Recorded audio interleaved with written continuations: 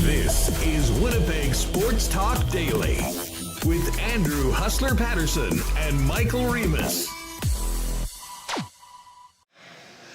What is going on, everyone, and welcome to the Hockey for All Center for a live edition of Winnipeg Sports Talk Daily from day one of Winnipeg Jets training camp. Andrew Paterson, Michael Remis with you. Connor Rabchak kicking around here as well. The whole WST team. Liz Hood here this morning as well. And quite a few fans as the Winnipeg Jets took to the ice. First couple groups have already skated. Third getting underway shortly. And the Winnipeg Jets 2025-26 season is now officially underway as far as on-ice activities. We're going to have a real fun show today. Kicking around some of the biggest topics of the day and the upcoming season. Our pal Kevin Sawyer has had a great summer. He's back in town, just chatting with him at the rink. He's going to jump on with us at 1:30. And then at the top of hour number 2, Ken Wiebe of the Winnipeg Sun. We will also have, Winnipeg Free Press. So you can tell I'm just coming back from Kansas City and still getting back into the things. Trip was amazing. Game, bit of a bummer. Tush push might be done after that. I'm sure we'll have some time to talk about it later on. But the focus today is on Winnipeg Jet training camp. So Ken Wiebe of the Winnipeg Free Press, Kevin Sawyer of TSN. First up, Rob Mullowney, the director of ticket sales for the Winnipeg Jets, is also going to pop by. We'll see how the offseason's gone. And what they're doing is the final push continues to fill the building for the upcoming season. And tomorrow we'll get the details on FanFest, and hearing that a record demand for tickets for FanFest has been taking place. I think they're pretty much out right now.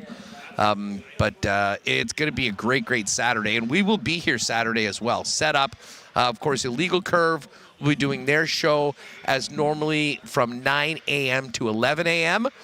And then I think we'll probably pick it up from there for an hour or so with a just a fun Saturday bonus show with the latest from FanFest and everything else going on in and around your Winnipeg Jets for the day. Listen, just before I bring in Michael Remis, big thanks to he and Connor for holding it down while I was away the last couple of days. Had a great time. Saw a wild baseball game on Tuesday night where Calzone, I think his name is, from the Mariners, went 5 for 5 with 3 home runs. The big dumper Cal Raleigh hit a homer in the third from one side of the plate, in the fourth from the other side of the plate, and broke Mickey Mantle's all-time record for homers by a switch hitter. And some kid from KC hit his first 2 home runs after getting a late season call-up. So it was fun. Obviously, the football game was the highlight of it. Everything with the exception of the result. Chiefs now 0-2. Lots of work to do for the defending AFC champions. But our focus today, as with most Winnipeg sports fans, is on the upcoming season for the Winnipeg Jets, and that's why we are here at the Hockey for All Center. Listen, just before we bring in Michael Remis, I do want to thank the sponsors that make WST happen. Pat Gregoire from Coolbet is going to join us a little later on. Tomorrow morning, 10 a.m., as will be consistent all football season. WST winners, NFL Week 3 picks, props, touchdown scorers, survivor picks, and more.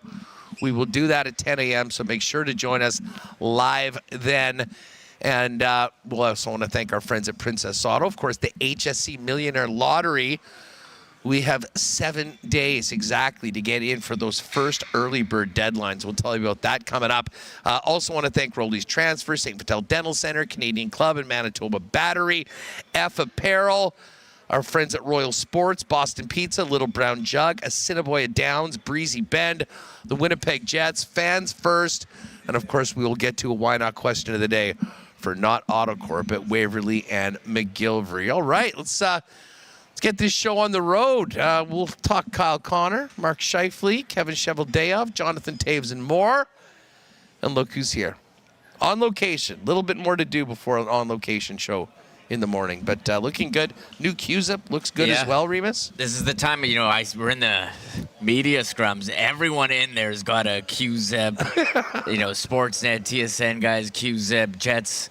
Got new 15th anniversary Q-Zips. Yeah. So I figured this is the time to bring Q-Zip season. I'm not really a Q-Zip guy, but it is definitely Q-Zip season. So I'm feeling pretty good here. The beauty of the Q-Zip is that it has a collar.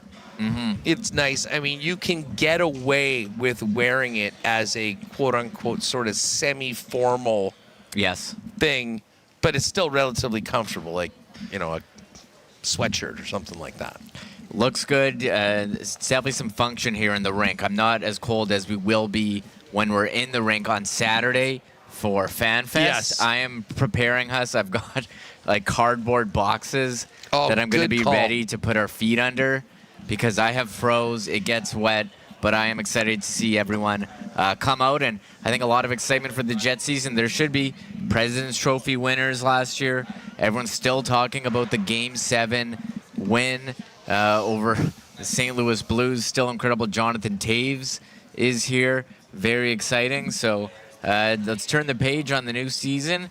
Training camp starts today. First preseason game already starts Sunday here at Canada Life Center. Yeah, that's the one thing that is just nuts about, where we're at right now with training camp at the National Hockey League is that, I mean, basically you get a couple practices in and then boom, you're playing games. Now, traditionally you'll get more of the younger players play in the games, early on and then return them to junior or wherever they go. And listen, we do have, I guess the Jets have 6 exhibition games this year? I think they've got it's 6. Some teams have 8, actually. I know 4 of them are going to be on TSN. They announced the schedule yesterday, and 2 of them will be at winnipegjets.com. But anyways, usually the first game is like sort of okay. You're going to have a bunch of guys. And listen, for hockey fans, I mean, you want to see these young players that get out there. But what I'm most interested in, and we heard from Jonathan Toews last week, that with the time that he's been off the ice, he'd love to get into maybe 4 of these games. And there is a big break before the actually beginning the regular season. So I wouldn't be surprised if we actually saw maybe a little more from a guy like Jonathan Toews than we might normally do that.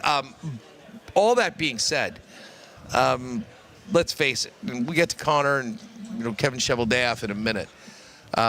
All eyes on number 19 today. And as I walked in, I had a couple things to do this morning, so I got in later on into their session, and the crowd of fans all around the rink that had Toews and the Toews group on was not a surprise at all. But just walking through, saying hi to some people, having some fans come up as we were setting up, everybody talking about Jonathan Toews. I mean, we've talked a lot about it for the last number of months. Could it be a possibility? It is a reality. And now it is happening. And listen, it's a big story here in Winnipeg, but this is honestly one of the biggest stories in the National Hockey League as we approach the home opener. Yeah, I think around the NHL, a guy with his resume, multiple, captain of a Stanley Cup team, 3 of them gold medals, and not just winning gold medals. At 2010, he was the top player in the tournament, and that was really his coming out party. And from Winnipeg, you haven't had a hometown player with his pedigree play for the Jets. Look, he hasn't played in a couple seasons. I mean, you look around the league, though, there's a lot of players in their late 30s making an impact. Sidney Crosby, Evgeny Malkin, Alex Ovechkin, and Jonathan Toews in the early 2010s was one of those top players. So he's been off for a couple years. He's been training. Everyone who's seen him says that he looks ready, and I'm interested to see how is he going to stack up if he is, in fact, on the Jets' second-line center, which seems to be projecting right now. It's funny that you say that, there's never been a player from Winnipeg with the resume of Jonathan Toews with the Jets before. There's never been a player from Winnipeg with the resume of Jonathan Toews, period. And, listen, if you're a younger hockey fan or someone that, has really just been, getting into the Jets for the last few years in the National Hockey League, you might want to do a little bit of a YouTube dive in to see what this guy's done in his career, both in the National Hockey League as a 3-time Stanley Cup champion with the Chicago Blackhawks and the longtime captain of the only other team that he's known, not to mention an absolute Canadian hockey legend, whether it be from the World Juniors or the Olympic Games. Jonathan Toews named all over Canadian hockey history, and now he'll look forward to trying to put himself into some Winnipeg Jet hockey history moving forward. But listen, we heard from Toews last week. The one guy that we had not heard from yet, well, there was a couple, certainly Mark Scheifele and Kyle Connor. And just before we get to the Connor situation, Mark did speak today. The one thing that that he said, he appreciated everybody's thoughts and well wishes, coming out of everything that happened in the playoffs and the loss of his father. But Mark didn't really want to get into that, and I can understand that. It's been a few months ago. He's looking at moving forward, but express thanks to for all the well wishes that he received. But he's here, focused on the ice, looking to get going again with another season here in the Peg. Yeah, this really was the first time that we had heard from Mark Scheifele since the loss in Game 6 to Dallas. And, he said he went up and said, hey, thanks everyone for their support. I thank my teammates, thank the coaches, heard from around the league, but I'm just here to talk about hockey. And he seems ready for the start of the season. The Jets had such a great year last year, but ultimately didn't reach their goal of winning the Stanley Cup. And excited to play with Jonathan Toews. Spoke about when he was a rookie with the Jets. Andrew Ladd took him out for dinner with Toews, Seabrook, and Keith, and he was in awe of being in the NHL, sitting at a table with players of that stature. And it's amazing how far you've come here 15 years later as the Jets are celebrating their 15-year anniversary. Mark Scheifele now playing on a team with Jonathan Toews. So every player getting asked, what do they think about playing with him? And Mark's ready to go. You know who the line mates are going to be. Velarde and Connor. Was asked a bit about Kyle Connor, his contract, if they've had any conversations. I think there's a lot of optimism about the Kyle Connor contract, that this will get resolved eventually with him signing with the Jets. But as of now, everyone's going to be asked about Kyle Connor and entering the final year of his deal. Yeah, well, listen, let's get to Kyle Connor, and then we'll kind of touch on who was with who and what was happening out on the ice today before Kevin Sawyer jumps in. Kyle Connor did meet the media for the first time today, and obviously the contract issue is top of mind for everyone. But first things first, talked about being back in the Peg and being excited to get going on another season here with the Winnipeg Jets. Just give me 1 second to get it loaded. I wasn't really even talking here. All right, we'll do it. And then, of course, Kevin Cheveldayoff spoke as well. And I'll give you the quotes from Chevy, because this was reported by Darren Dreger yesterday. I know the guys played it on the show. But contract talks are going on. There's mutual interest to get something done, and I believe it was the belief of Dreger that they will find a way to come to a deal. Kevin Cheveldayoff spoke today and said we've had great dialogue with Connor's representatives, and we continue to have that. You'd like to have it done yesterday. Every conversation, you're hopeful that this is the one that closes it type thing. So, listen, if we're hearing that from the general manager, that I think is something that Jet fans can maybe sleep easy. Certainly a lot easier than my friends at Edmonton are getting right now with what's happening, what we've heard from Connor McDavid. But this is Kyle Connor on being back in the Peg, excited to get going. Yeah, summer was great. Really excited to get started and, see the guys. And it takes a while for these camps to get going. Everybody's starting to come in, and we're doing testing. And obviously today was great to be on the ice with everybody and be pushing each other and coming together as a team. At what point in the summer were you ready to get back to work? Yeah, it's obviously a process. You got to debrief and relax and get away from the game. And I think that's where you find the motivation to come back. And it's just a natural process. You go through it, and summer comes in phases as you start working out and then getting back on the ice. And you start getting together as a team, and things ramp up, and that's when it starts to get exciting. Kyle, obviously you don't need any introduction to your line mates that you were skating with out there. Just pick up where you left off, kind of just like riding a bike. Yeah, super excited to get back with those two players. They both look great. And, you can tell they put in the work. Even the skates coming up to camp, and today they were pushing the pace, and it looks great. And it's day one, but I'm excited to build on what we've been doing the last couple of years as a team and as a line. All right, so there's Kyle Connor just talking about getting back to work, and certainly upbeat, happy with the guys. Now, the one thing that wasn't asked right off the bat was the contract, but you knew that was coming. Here's what KFC had to say about his contract status with the Jets. Really just focus on, myself and being the best player I can, let the business take care of the business. And, all I can do is control how I come to the rink every day. And, that stuff will take care of itself. What's important to you in that next deal, Kyle? Like I said, it's, I'm not focused on it really. I'm coming here to focus on what I can do to be the best player I can on the ice. So, that's not really on my mind right now. Would have been great if you just said, Ken, I just want to get paid. Listen, he is going to get paid, and I don't think there's any question any question about that. But listen, a lot of these guys, they're being guarded. They don't want to say too much. They don't want to get. But I'll just go back to the quote from Kevin Cheveldayoff, and we'll maybe try and get this up a little later on. We'll certainly talk about it with Ken and with Kevin Sawyer, who's going to join us. We've had great dialogue with the representatives. Continue to have that. You'd like to have it done yesterday. Every conversation, you're hopeful that this is the one that closes it type thing. And I'll tell you what, if Cheveldayoff was willing to say that on day one of training camp, I think there's a very good chance, and again, this is just a hot take based on what we've heard today, but I'm not sure that he goes there if there isn't a very high level of confidence that they are nearing the finish line on something like that. And wouldn't that be nice to welcome Kyle Connor out as he is introduced with the Winnipeg Jets on the home opener on October 9th as a guy with a new long-term extension with the club? Yeah, before I get in, I want to give a shout out to Dylan DeMello, just walking around the concourse here, taking pictures and signing autographs with the fans who are here on day one of training camp. And yeah, Kevin Cheveldayoff could have came out and said, that's an ongoing negotiation. I'm not going to comment on those type of matters. And it's not what we wanted to hear. For him to offer any type of opinion at all, I agree. Good sign. You're hearing Michael Russo of The Athletic go on his podcast and say Connor wants to stay in Winnipeg.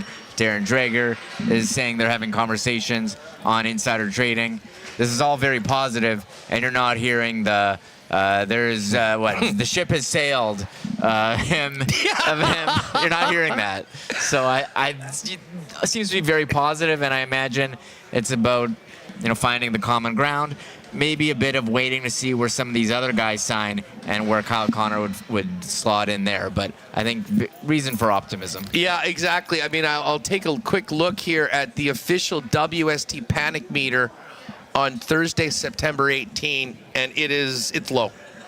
It's low. It's not even going up right now after what we've heard today. So, listen, everyone in good spirits, and I will tell you this, fans are in good spirits, talking whether it's about Taves, about Kyle Connor's potential extension, which is a very, very different feeling that fans in Edmonton and in Minnesota are having right now.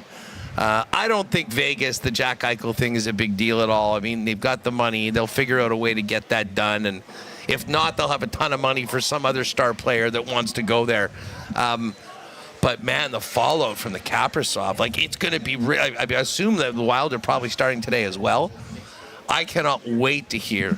Because the fact that was leaked out, and I thought Elliot Friedman did a good job on 32 Thoughts talking about the aftermath of that report last week. People around the league, the players around the league were talking about it, but he's going to have to talk about it when he shows up. And let's face it, in today's day and age, for a report to come out that you were offered the biggest contract in NHL history and said thanks but no thanks, that that's a very, very difficult thing to just sort of gloss over. Oh, I can't wait to get going with the start of the season. Kind of a big deal for what's happening in Minnesota. Yeah, and 20 minutes ago, Michael Russo posting on X that Kirill Kaprizov deflected contract questions as the Wild opened camp, saying, "It's my job to focus on just hockey." And that one's right out of the playbook. Right, that's what you got to do, Huss. I'm just going to let the business side take care of itself. That was what Kyle Connor said. But yeah, and Elliot did speak about that on 32 Thoughts, that maybe there was some embarrassment that got out, and you start to wonder, okay, who's leaking this and why? And I don't know, players trying to push up. There's a bit of a give and take here where the players feel like they've been underpaid with the salary cap being flat, and some of them are trying to get their share of the pie, and the owners want to keep the players, top end salaries down. Even for a guy like McDavid, if he's looking for $20 million, like what other team would be able to afford him? How would you make that work? Seemingly everyone's up against the cap. I'm sure you could have. There's not a team in the league that wouldn't find a way to make it work. You'd find a way, but I'm looking at Puckpedia, and every single team is like up against. So you'd have to do some. You'd have to do some big surgery on your roster either way, which I'm sure you could do, but I don't think it's as easy as snapping your fingers and making it happen. Yeah, no, listen, that is fair, and listen, on top of it all, the for McDavid, and we'll see what the other guys have to say on a couple of these other topics, but the McDavid thing is weird in that, this team said, oh, it's all about winning. Well, I mean, this team's been to the Stanley Cup final the last 2 years. Like, is there any other place in the league where you could just plant yourself in that you think that all of a sudden would give you a better chance to win? I mean, I guess you could just pull a KD and join the Stanley Cup champions. But we'll see. We've got the latest here from Dregs. Kyle Connor. Sounds like talks are progressing. I think it'll come somewhere in what Marner territory is, 12 million, somewhere around there. That's from the Ray and Greg Dregs podcast. That's from Nick Nynam. By the way, shout out to Nick. Nick was by here earlier. I know he's had a big-time battle this summer. Man, it was great to see him back out at the rink. And, buddy, we're pulling for you. Keep on grinding, and looking forward to seeing you up in the 300s at the games when the season gets going on this season. So here's the way things looked. Once we kind of heard from everyone. And I would love to know, it would be great if we could have had you or Connor run into the room and just find out, like, what percentage of guys are in the best shape of their life. Oh, should have been asking. It's best shape of your life season. And I'm going to say it's probably 100%. I think you would get that. You would get that, except for Adam Lowry. And he's excused. He is returning. And it's weird to not have Adam out there. He continues to rehab on its own. As he referred to it last week, solitary confinement. But the guys that were out there from the first two groups, as Connor mentioned, he was out there skating with his normal running mates, Mark Scheifele and Gabe Vilardi. Morgan Barron was in the middle of the two newcomers, Tanner Pearson and Cole Koepke. You had Danny Jilkin with Wagner and Shaw, and then Sambrick Pionk together, and Cale Clegg skating with Colin Miller. Some of the notables from the Group 2 lines was Jonathan Toews in between Cole Perfetti and Gustav Nyquist. And then Gus, the artist formerly known as number 19 in Winnipeg, David Gustafson with Walker Duehr, and Jared Anderson Dolan on his side. And bit of a kid line, too. Brad Lambert with Parker Ford and Colby Barlow. Wondering about the defense pairings. Isaac Phillips was with Ville Heinola, and Josh Morrissey was with Dylan DeMello. So we will get to that, and really looking forward to having Kevin Sawyer join us in just a couple minutes. Before Sawyer jumps on with us, we got to mention that it is time to get your tickets, folks, for the HSC Millionaire Lottery. Now, you have exactly 1 week to get your tickets before the early bird bonuses start going. 2 winners. You could have a $40,000 car, $40,000 cash, $40,000 trip voucher plus $5,000 plus $5,000. It shouldn't be that hard to say. Cash. And, when you get your tickets early, you just have opportunities to win more incredible prizes. So that is going up until you got 1 week to get that first early bird draw. And then they start coming. Of course, proudly Canadian, thousands of Canadian prizes in it this year. And then, of course, what everyone's really coming for, the grand prize. You've got 6 options. A $1.5 million home package in West St. Paul, another one in Sage Creek, one in Oak Bluff, one in West St. Paul, a $1.5 million property package in Vancouver Island, or you can just take the cash, baby. $1.25 million in tax-free cash. Folks, check out the site. All the early bird prizes, the 50-50 bonus this year, and more. HSCMillionaire.com is where you get your tickets. And as I said, do it now so you get in for the first $40,000 draws next Thursday, September 25th. Again, the site is hscmillionaire.com. You can also buy them at London Drugs and your local Red River Co-op locations. Hey, I got to shout out our friends at Rolly's Transfer. Change of season, maybe change of location for you and your family. Folks, if you're planning a move coming up, lean on the experts for over 60 years in Winnipeg. Rolly's Transfer, the most trusted name in moving in Manitoba. Of course, friends at Rolly's would love to help you with the white glove treatment that they become famous for. So head on over to their website at rollys.com. Top right corner, you can request an estimate. Use that promo code WST for a special discount on moving services and moving supplies, and then fill them in on when and where you're moving, what needs to go, and they'll turn it around quick, the great quote, and get you locked in for that white glove treatment that they are famous for. For all your moving needs, lean on Rolly's, the experts. Rollys.com is where you'll find out more, or give them a call today. And hey, all smiles here for fans that hockey season is back, and it's always all smiles out at St. Patel Dental Center. Folks, if you've been negligent from seeing your dentist, or maybe you and your family need a new spot moving forward, generations of Winnipeggers have been taken care of by Dr. Terry and the great staff at St. Patel Dental Center.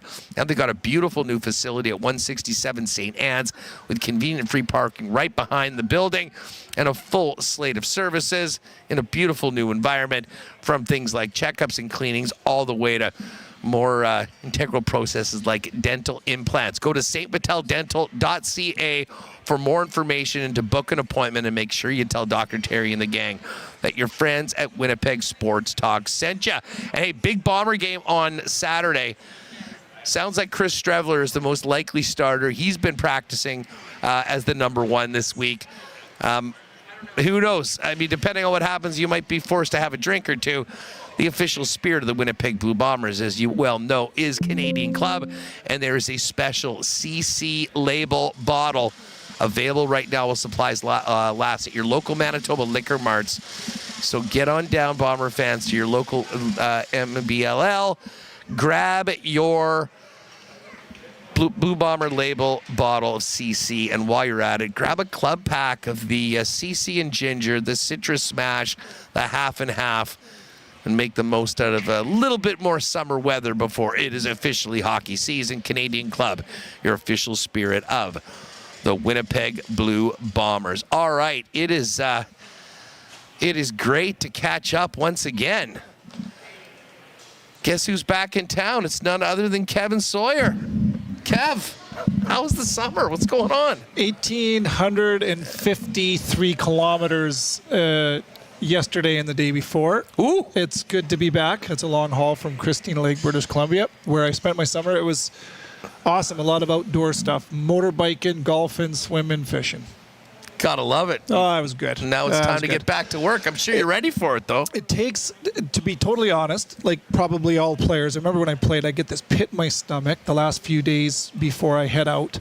And I had that, and then I get 20 minutes down the road towards Winnipeg. I'm like, okay, I'm now officially excited about hockey season again. So cut the cord on summer.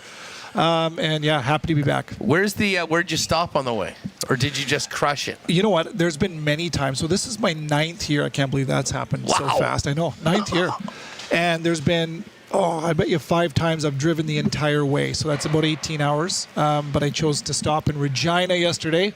So that was about 13 hours and nice. Made the rest of the way. Got in last night, all settled back into my condo, and yeah, we're good to go. Well, listen, it looks like the rest of the squad is good to go. We've got the 3rd unit heading out for their on-ice sessions today. And already 2 down with majority of the vets already going out. Let me just quickly talk to you about like the biggest story coming in. I mean, there's many storylines around this Winnipeg Jets coming out of last season, but I mean, the first thing I did when I looked in, I'm like, good God, 19, Jonathan Toews out on the ice for the Winnipeg Jets. I mean, just thoughts on the significance of the signing, and I mean, from a player's perspective, what adding a Jonathan Toews type individual, and there's not many of them, into an already successful group like this can do for a team.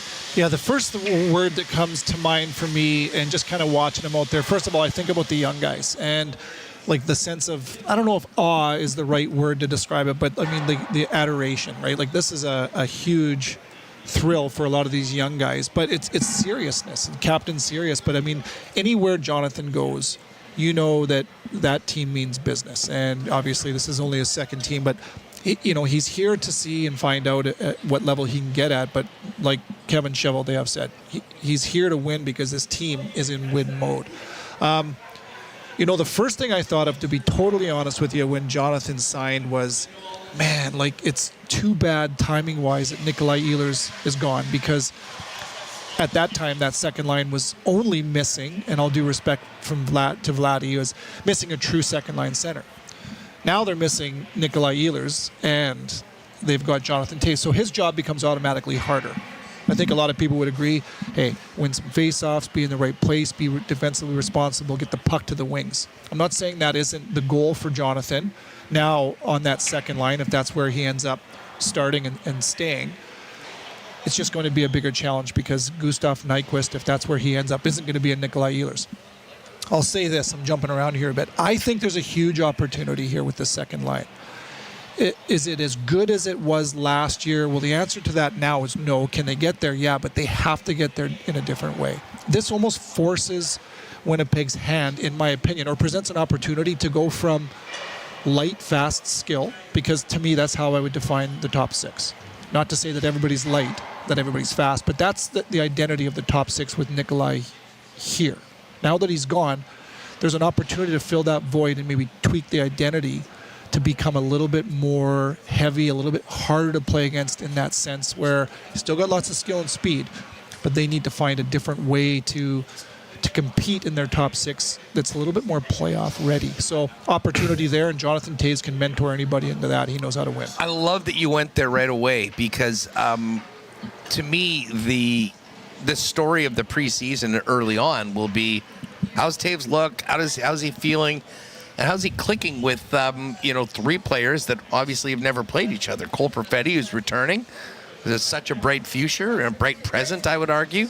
Gustav Nyquist, that's here on sort of a prove-it 1-year deal after a down year, coming off a career year the year before, and a player with an unmatched resume in the room that hasn't played for a couple years and has come through a extensive journey, shall we say, to be able to play. It's probably the most interesting line in the National Hockey League from story. A little bit of everything, right? A little bit of everything. And first of all, if you're Gustav Nyquist, I think they want us to call him Goose or Gus, one of the two. If you're Gus, you got to be thrilled to kind of maybe see if you can get back to 2 years ago where he's 75 points. He's a 4-time 20-goal scorer. A bit of an off year last year, but he's in a position to play with Cole Perfetti, who is budding. I mean, what a performance in the second half of the season. We can talk about that later, but what I know about Jonathan, just because we've seen him for years, he's not going to try to be anybody other than himself and then eventually get to the best version of himself. And that is, like Chevy again said, he's going to make people around him better. So good opportunity for Nyquist to be excited about getting back to his level. They're going to need that. They have to find offense, and that second line needs wingers to score because I don't think that they're relying on Jonathan Toews to be bearing that burden. Tell you what, he did break a net last week in the captain's skates. He put it right through the twine. High expectations early. Listen, Hey, I mean, if you're busting nets in August, take Kev, it easy. So everybody's going to be expecting that in game one. But I think we're going there though because I do think. I mean, obviously, Nikolai Ehlers is such a unique player that having him on a line allows you to do special things that not a lot of lines in the league can do. He has some things that he was really great at. I mean, you probably wouldn't have been throwing him out often with 30 seconds left in your own end. And I do think that the path to winning hockey games can look a lot of different ways. And, with a player like Toews in the middle, will they score as many goals as they did last year? I think it's likely to say no. But if they can be more impactful, spend a little bit more time at the other team's end, be better getting it out, win more faceoffs, have the puck more, and bottom line, be maybe a better defensive line, you can look at the body of work at the end of the season and say, that helped us win a lot of hockey games, and we didn't take a huge step back in that line. Yeah, I'll argue a little bit where I do think that line could potentially get to score as many goals as they did. I mean, what did Nick have last year? Was he 27, 28? Yeah, he was not at 30, but just about there. I think 27, 28. Vladdy wasn't a guy that was scoring a ton of goals. Who knows where, can Jonathan get to 15? Let's just throw that number out there. Mm-hmm. Whatever that number is, it doesn't matter as much as the way that he plays and shapes that line. But Cole Perfetti is, got to expect him to take another step as well. But if they do get to those numbers, it's got to look different. It has to look different. And here's another example of why. Nikolai Ehlers, no matter where he plays or who he plays with, pulls people off. So Cole Perfetti benefited from the fact that Nick pulls people off of Cole. And that's defenseman on entry through the neutral zone. His speed, his change of speed, implants doubt into the other team. And that buys time and space for his line mates. He's not going to have that this year, but he is going to have, with Jonathan Toews, a lot more support. He's going to be getting the puck at the right times. He's going to have a security blanket defensively. So the line, I do think, can get to the similar numbers, maybe even eclipse the numbers, but it's going to look different if they do. Perfetti in particular, I mean, as much as everyone's going to be focused in on Jonathan Toews and what he's bringing, to me, if Cole Perfetti can take another step in his development, he might have the biggest impact on the Winnipeg Jets this season if he can continue the real positive direction that his career's gone over the last couple of years. I totally agree. I feel, close with all the players in different ways.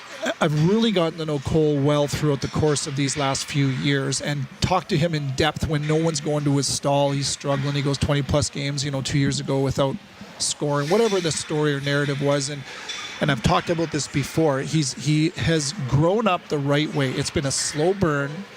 The setbacks and the adversity that he's gone through, I know that he has embraced and he's grown through it without avoiding it. He's looked into the mirror and he talks to me about process versus outcome, all the things that, as a father, I want my kids to kind of do in life as well. And so for that reason, I think that Cole is ready to take a huge step. You look at the second half of the year, last year versus the first half, and then the performance in the playoffs.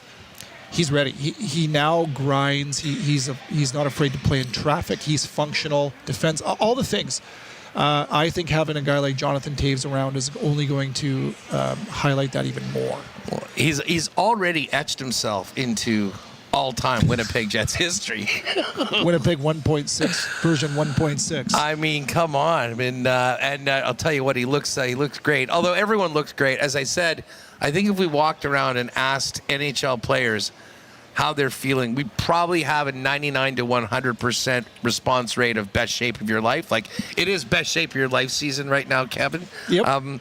But that's the business right now. I mean, I'll tell you what, if you're not coming and showing up in tip-top condition in this team, in this organization, it probably won't go very well for you. Well, there's an expectation for every player on every team. But this team in particular, where, you listen to Chevy talk today and then just finished listening to Scott Arniel, and I mean, there's no secret. I mean, this team has massive internal expectations on themselves. Could you imagine being a part of the core, being a part of this team, and coming into camp in average shape. I mean, like it's not even the coaches; it's the players themselves who push each other. They travel in the off season and train with each other. Like the expectation. Like, I mean, to me, that's the sign of a team that is ready to win. Is that it doesn't take the coach to push them. By the way, I just learned. I'll be honest. I didn't know that the new CBA is cutting out training camp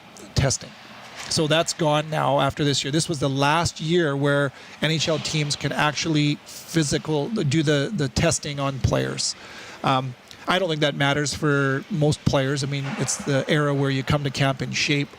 But I know that the players are fired up about this. That's a good thing, but it kind of hurts the guys like me and the guys on the bottom half, because that kind of shows the team and the organization like, okay, well, maybe we're not going to see dividends now, but we know this guy is hungry and he's grinding. But anyway, just a side note. Why do you think, Kate? Why do you think that was negotiated out? Players, NHLPA, and they're saying, listen, you come to camp, you're doing on-ice skating, you're doing pull-ups, chin-ups. It doesn't help you. It doesn't help you make the team. It can only hurt you. So the players are saying, we don't want to risk injury to go and spend a full day doing these physical testing for no benefit to us. Here's the other side of it, though, is I would agree to that. Like, I mean, like a dumbbell, like Wayne Gretzky said, like I did 6 push-ups or pull-ups or whatever, but I scored 90 or whatever. It doesn't matter. But here's where the biggest benefit is, where I think the teams will be hurt by this, is trainers have the opportunity to have a baseline for these guys. When they're at their top physical condition, this is what they can do. So when they have injury, you work with that to get back to those baselines. Now they don't have that data. They don't have that information. So that hurts. But it also does hurt the guys, like I said, like me, where you come in and you do one more pull-up than Paul Correa, who was second place, or your VO2 max is shining. And now you're like, okay, well, the team sees, okay, like Kevin or someone like him is in unbelievable shape. He's not that good at hockey, but we know what we're getting as far as this guy's hungry, this guy's in great shape, and so that can help you, where it's not helping a guy that's paid to score 30 goals. Long gone are the days where the guy's coming in with 10 pounds to lose and a dart hanging out of his mouth on the way to the training camp. Just a side story quickly. I remember after my last year in junior hockey in Spokane, I got called up to the Peoria Rivermen, which at the time was the St. Louis Blues farm team. Played in the playoffs, my first pro game against Kansas City. I can't remember the guy's name. In between, I went into the bathroom to take a leak, and there was a guy, a veteran player on that team, having a cigarette. In between periods, I couldn't believe it. That was in 1995. Well, that even, happened. Famously. There were players. Dale Hawerchuk, for the first couple of years of his career, was hitting the dart in between periods. Right. Guy Lafleur is legendary. Well, it doesn't seem that long ago. Paul McLean, the guys will tell you, like the training camp, and they'd have a tub of beer on ice after their sessions. They'd be hucking them around after they'd skate. So, yeah, those... fun just to try for a day or two, though, wouldn't it be? No doubt. Hey, let me ask you this. This is kind of more not about the Jets as much, but if you're a player, like a guy like you, that you came in that had nothing guaranteed to them, knowing that, you were in for a battle and a fight from the very first day of camp, knowing that nothing's guaranteed, what's it like getting out there that very first day of camp?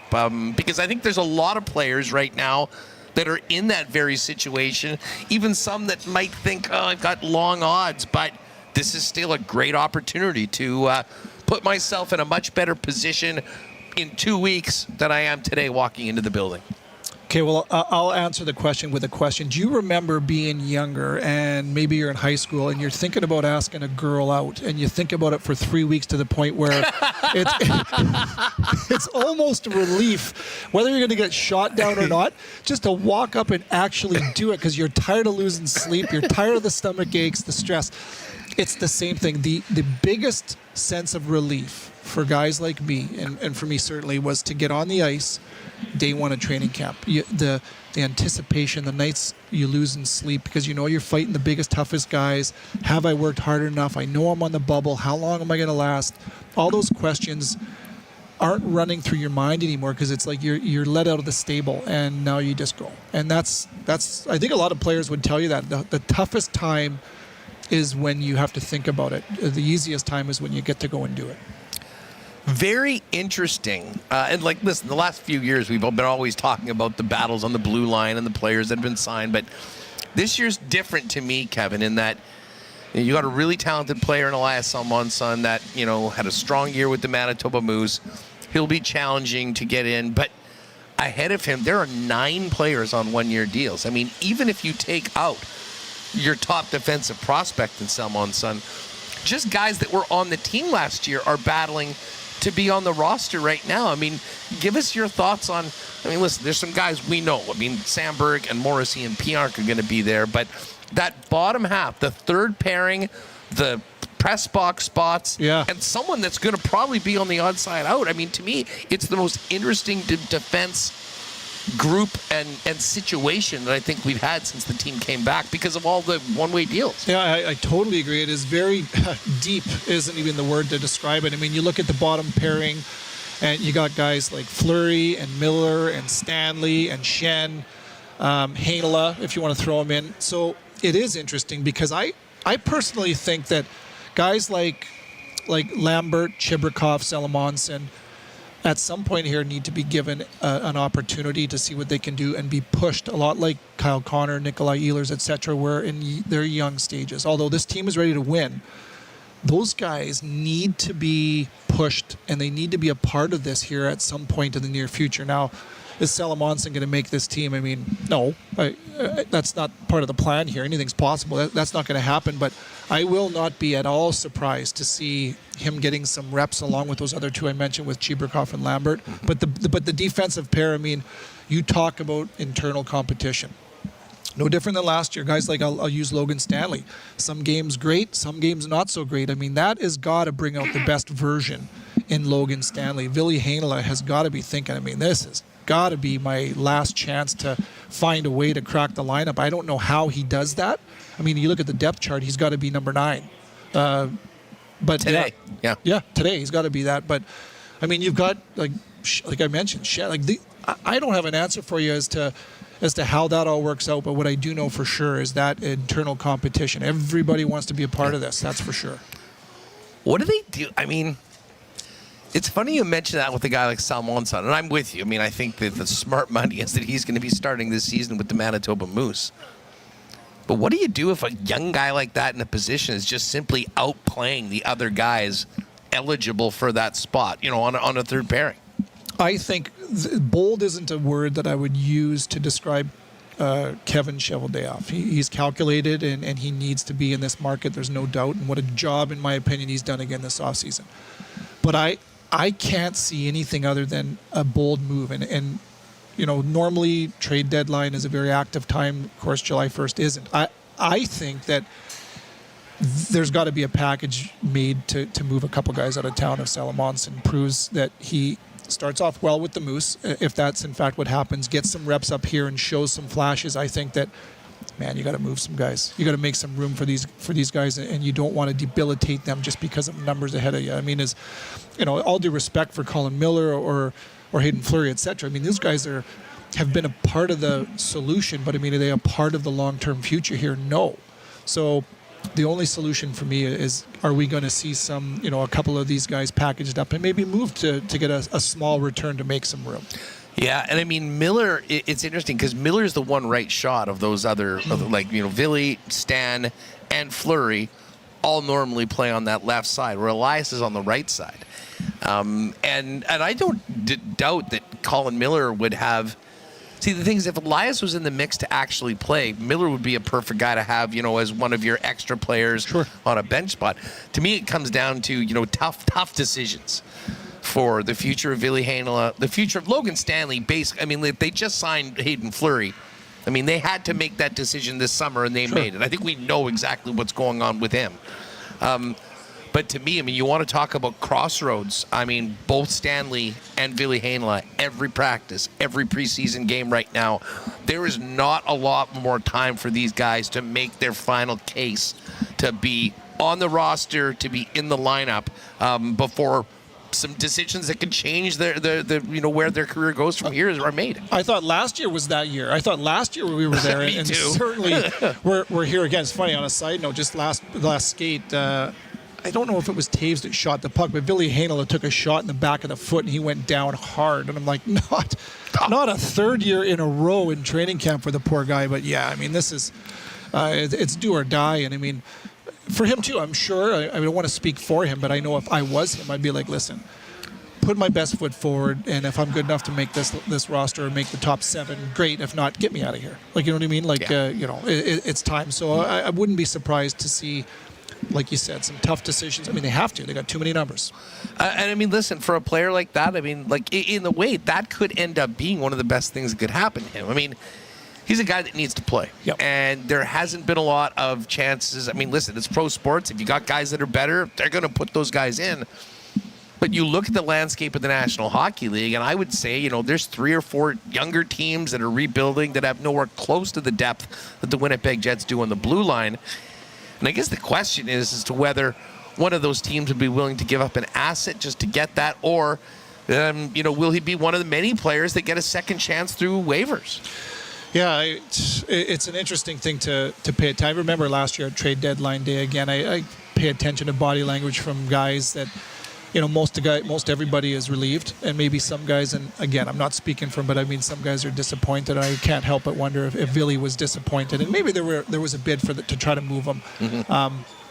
But I mean, like, listen, they're not going to get huge returns for a guy like Billy Hainela. He hasn't proved himself enough for long enough in this league. But I mean, if you can get something for him and make some room, and that's the business. Kevin Cheveldayoff is among the best at getting full value for these types of moves. Listen to me, I'm already making trades for the Winnipeg Jets here. Everyone must go. Everyone must go. The sign up on the front of the door. Yeah. No, but I mean, listen, the fact of the matter is that someone does have to go. Yeah. I mean, there's not going to be 9 guys on, like, barring an injury. And I would be surprised if they even went with 8, although I guess with the numbers, maybe that is where they start. I don't think that's an ideal way. I think they'd love to be at 7. I've been on teams where, and not winning teams. You go to training camp and it feels like there's not enough guys to fill the roster. It's like, oh boy, like real opportunity. Where are the NHL defensemen? Yeah. Like, where are the NHL defensemen? Where are they, right? What are we doing here? And then it's a very bleak kind of feeling where the opposite is true. When you have this kind of riches, it adds to the excitement, although, these guys are tight and it means someone has to go. But, I mean, that just adds to the buzz of knowing you're a good team when. And that is, I mean, and we haven't even talked about the depth up front yet, but obviously, I mean, these numbers are not sustainable, and there's going to be some really interesting decisions ahead in the near future. I know we'll catch up before this season starts, but it was, I'm sure for everyone, any fan that heard Kevin Cheveldayoff speak today, probably able to breathe a little easier about the Kyle Connor situation, knowing that as of right now does not have that deal. And I think a lot of people had a pretty good level of confidence, but Kev, when you hear that, like, Kaprizov's turning down 16 sheets for 8 years, like the richest contract in the history of the league, you do wonder, I mean, and I don't think a lot of guys around the league could believe it. And we've just kind of been paying attention. He just had to show up at Wild training camp. And that's the thing. When you turn something like that down and gets out, and the first thing you're doing is meeting the media, no surprise as to what the entire line of questioning was about for your superstar. I personally am trying to, like we all are, we're playing with numbers in our head about, okay, what's going to make sense? And it's amazing how, 2 years, Scheif and Hellebuck signed this time last year? Or am I mixing up my years? Was it 2 years? 2 years ago. Yeah, the extensions were 2 years ago, right on Thanksgiving Day. Right, so at that time, I thought to myself, wow, okay, well, they both, you could argue, took a little less, but, made sense for Scheifele is in the ballpark, I thought. And for Hellebuck, I thought, oh my goodness, like, wow, what a great team-friendly deal. No kidding. Now you're looking at it going, these guys, Chevy stole them compared to the numbers that are being thrown out now. So then you look at 8.5 for your 2 best players, and then you look at the numbers being thrown around. I mean, does it make sense to have Kyle Connor, I'm just going to making $12.5 million on this roster when you have the Hart Trophy winning goaltender, Vezina winning, and your top centerman making 2/3 of that? Like, do you know what I mean? How that doesn't feel like Winnipeg Jets business. But to me, those are the type of numbers it's going to take, in my opinion. So if you want Kyle Connor on your team, it's going to take that. I mean, that's just where we are at today with that number. I mean, 12 might be a deal. Listen, if Kaprizov's saying no to 16, sign me up. But I mean, that was my biggest concern. Like, okay, what does this do to the rest of these top-level free agents that are looking for deals? And I guess on the other side of it is that, is there a hesitancy to go first? From an agent's perspective, I mean, they're all looking at what their other guy's doing, and any deal that's signed, they'll be using that as a benchmark for theirs. 100%. I always use the example of NFL quarterbacks. I mean, a guy signed, Mahomes signed for $50 million. Well, now you've got guys that can't hold his jockstrap that are making 55, 56 because of when the deals were signed, and everyone that gets it, there's a new highest paid player in the league. You do wonder the other forces around it that might be making it a little more difficult to get done.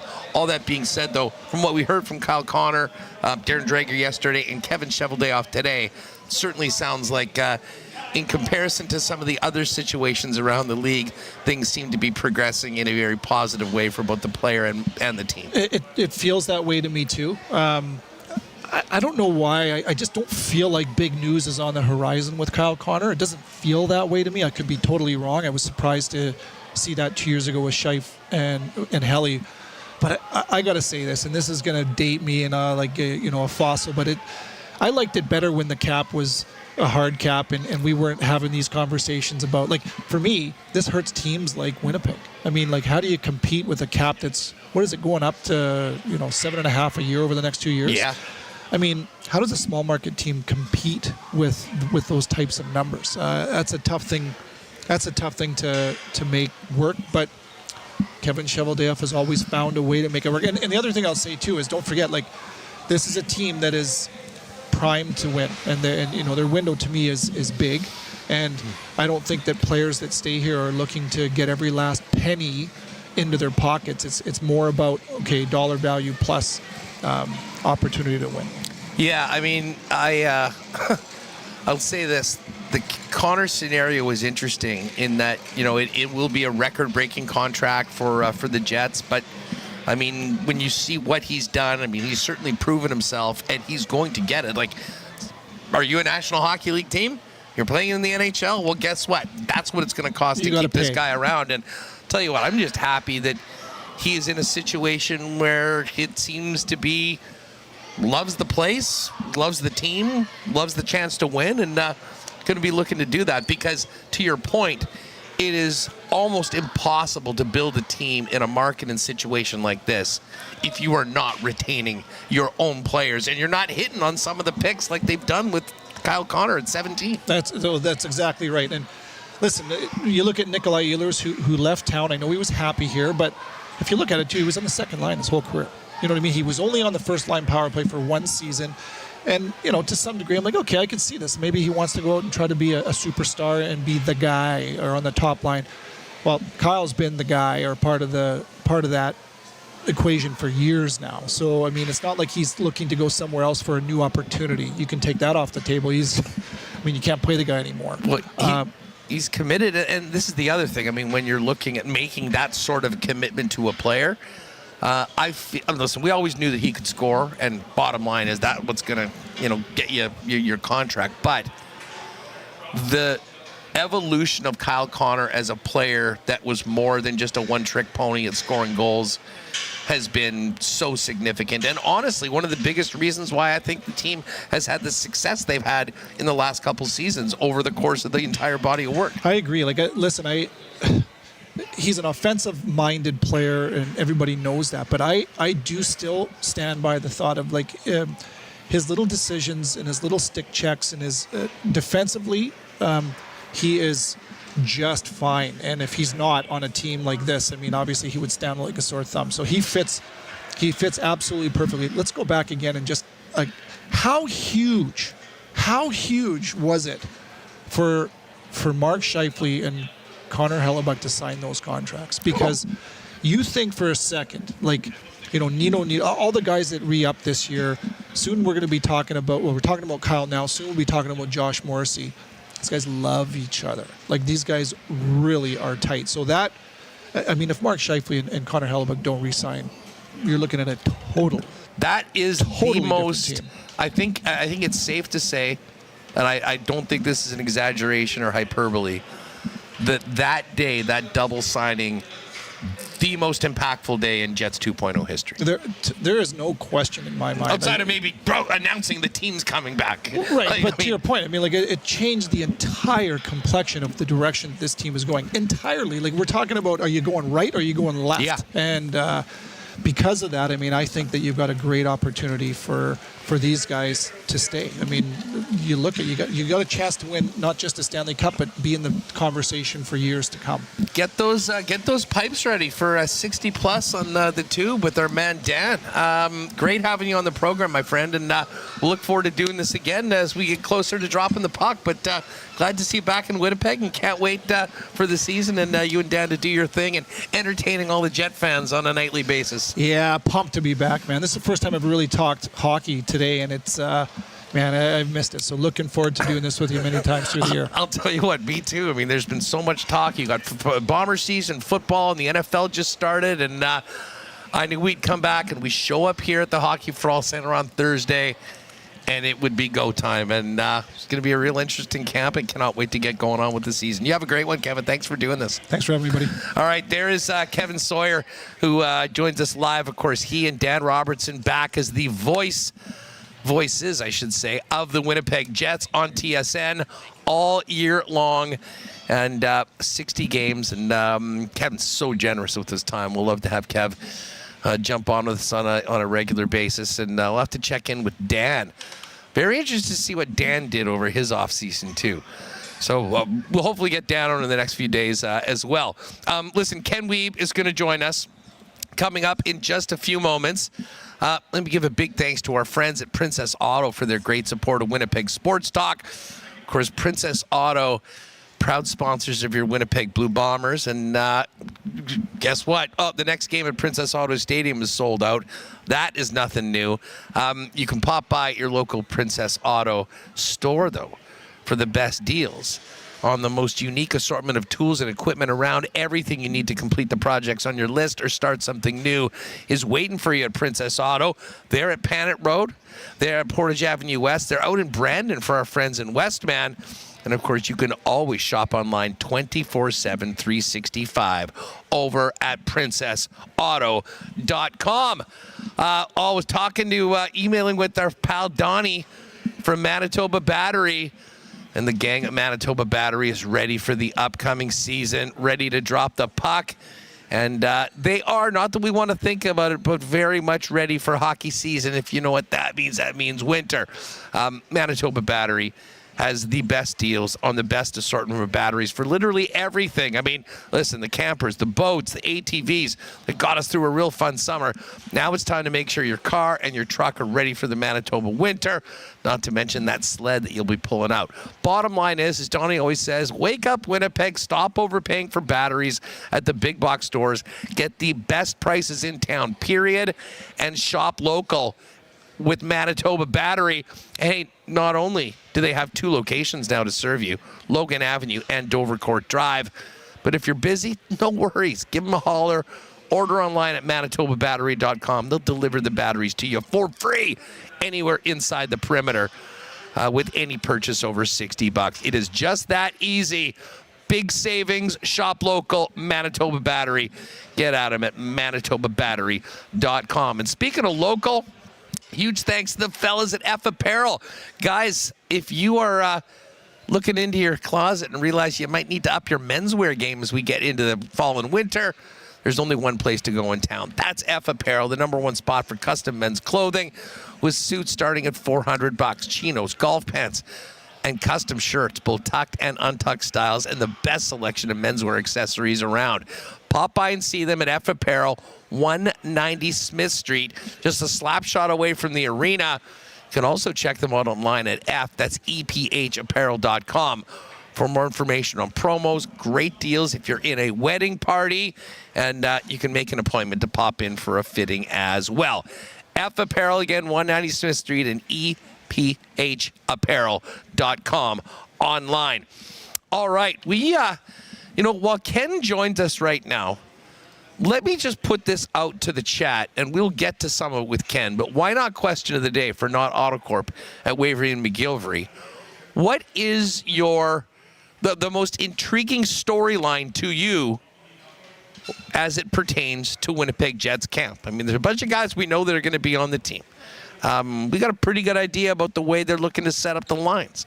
But whether it be an individual player, whether it would be a battle for a particular position, whether it be a line, let us know your thoughts in the chat right now for the Why Not question of the day for Not Autocorp over at Waverly and McGillivray, as we welcome in none other than Ken Wiebe of the Winnipeg Free Press. How are you? Andrew, doing excellent here. Been a fun few days. I know you flew to Kansas City. I got in the car on Sunday morning to drive down for the Sunday nighter. You saw Big a little field goal guy. You saw a little more offense than I did, but great atmosphere at U.S. Bank. First half, at least, there was a good atmosphere. But Huss, as you know, when the biggest ooh and ah in the crowd happens on a overthrown long bomb in the second half, it wasn't a lot of offense. Biggest bummer was he got hurt too. Now he's out. Yeah, I guess Bike fans got to ride the Wentz wagon for the next few weeks. Indeed. You could tell JJ was a little uncomfortable after the one sack. He was uncomfortable all night, Huss, to be honest. But I'm going to tell you that in the first half, it was pretty wild in there, and atmosphere fabulous. People, it was rocking. I mean, honestly, when they had the delay of game penalty there, it was pretty wild. But anyways, beauty of live sports. You may get a instant classic, and you may get a dud, and at least your game was tight. So anyways, fun to take those things in. But now it's all hockey all the time, and we're getting under the hood, looking at line combos. The tweets have been flying around, people sharing their displeasure. And, do you guys have a scoreboard, by the way? You know it's hockey season when people are freaking out about Huss. And I'm here to tell you, the reason I use sort of in brackets, they aren't even really doing line rushes. They're really only doing 3-on-2 drills and end-to-end rushes. So I would just caution to folks that are flipping out, saying that kids will never get a chance, that let's just see how things progress here over 6 games. But now I am here to say, Huss, there are not a lot of jobs available, but that doesn't mean there isn't competition for jobs. Those are two different things. To me, there's going to be lots of competition, whether it's for the 13th forward, or who's the first call up, or and that's a sign of the organizational depth. And I would say the Jets are at a pretty good place as training camp gets rolling here. But again, we all know that it's going to be an interesting ride, and there will be peaks and valleys, as Kevin Cheveldayoff touched on. But just fun to be back in the rink and see things sort of starting to take shape. Yeah, no doubt. We were just had Kevin Sawyer on, and we were talking with Kev about what it's like to be a player, that is sort of on the bubble, a guy that has a chance. You're kind of coming in, what you're trying to do at the beginning of the camp and all that, and then we inevitably got toward the blue line, and his opinion, Ville Heinola would be 9th on the depth chart right now. Yeah, same. And was talking about how different a scenario this camp might be for a player like that if they were on a different team. And, there's a lot of younger teams that don't have anywhere close to the depth that the Winnipeg Jets have a blue line, that a player would be like that. But, the situation is what it is. Whether you're Stanley, whether you're Ville Heinola, and those guys, I think, in particular, because, listen, Miller and Fleury are both signed by the team in the deals. I think that they will in all likelihood be there. Elias Salmonson, unfortunately for him, he could play great and probably still won't get a chance. But those two players right now are, literally, Ken, playing for their at least professional future here in Winnipeg before getting another crack somewhere else if they are on the outside looking in at the end of this camp when the roster's set. Well, how specific to Heinola? At this time last year, we thought he was the front runner for the left side job on the third pairing, only to find out less than 24 hours later his ankle injury showed up an infection. What a crazy day that was, that Friday. It just went from you think he's finally going to be on the team to he has a setback, and quite frankly, Huss, he never recovered last year. I mean, there's no other way to look at it. He never got back up to speed and never forced himself back into the mix. Now, of course, unfortunate timing for him and circumstance, but yeah, I mean, if you're Ville Heinola, not only have you lost your job on the depth chart, you lost your number. I mean, when you're going into your 6th or 7th camp and now you're rolling in with an AHL 34 number, again, and we're not reading too much into number, but in terms of the numbers game, he's 9 or 10, depending on... Did he at least get a watch out of it or something? I'm not sure. We haven't been able to find that out yet. But, I mean, you talked about Solomonson. Solomonson knocking on the door. I mean, for Ville, he's got to not only beat the current competition, but the guy that they have pegged as being a, second pairing shutdown guy in the next couple of seasons here. So, yeah, and I mean, if you're Logan Stanley, I mean, you've got plenty of opportunity, but you got passed in the playoffs by Hayden Fleury, essentially. So let me ask you this, just on that. Is Sure. Elias Salmonson, here's a take. Elias Salmonson is actually not really battling with Heinola, with Stanley, or with Fleury. He needs to put himself in a position where they can't not play him ahead of Colin Miller on the third pairing. Well, that's sure. So he's not in a battle for number 7 or 8, is what you're saying, and that's 100% accurate. And the spot would be 6 on the right side. Yeah, but for sure, he has to beat out one of Luke Shen and or Colin Miller for that job. Luke Shen, of course. He's not even going to be, he's not in the mix for 7 or 8 for me, because if you're not on the third pairing full time, he needs 25 minutes a game, which, again, we talked about lost development time. He had an unreal year for Mark Morrison. Mark Morrison flat out said to us last week, Huss, before the team went to Montreal, Elias Solomonson was a number 1 defenseman in his first year in North America. Abnormal for a rookie North American pro. Yes, we know he had pro experience, but yeah, I mean, he has to be playing games, and if he's not...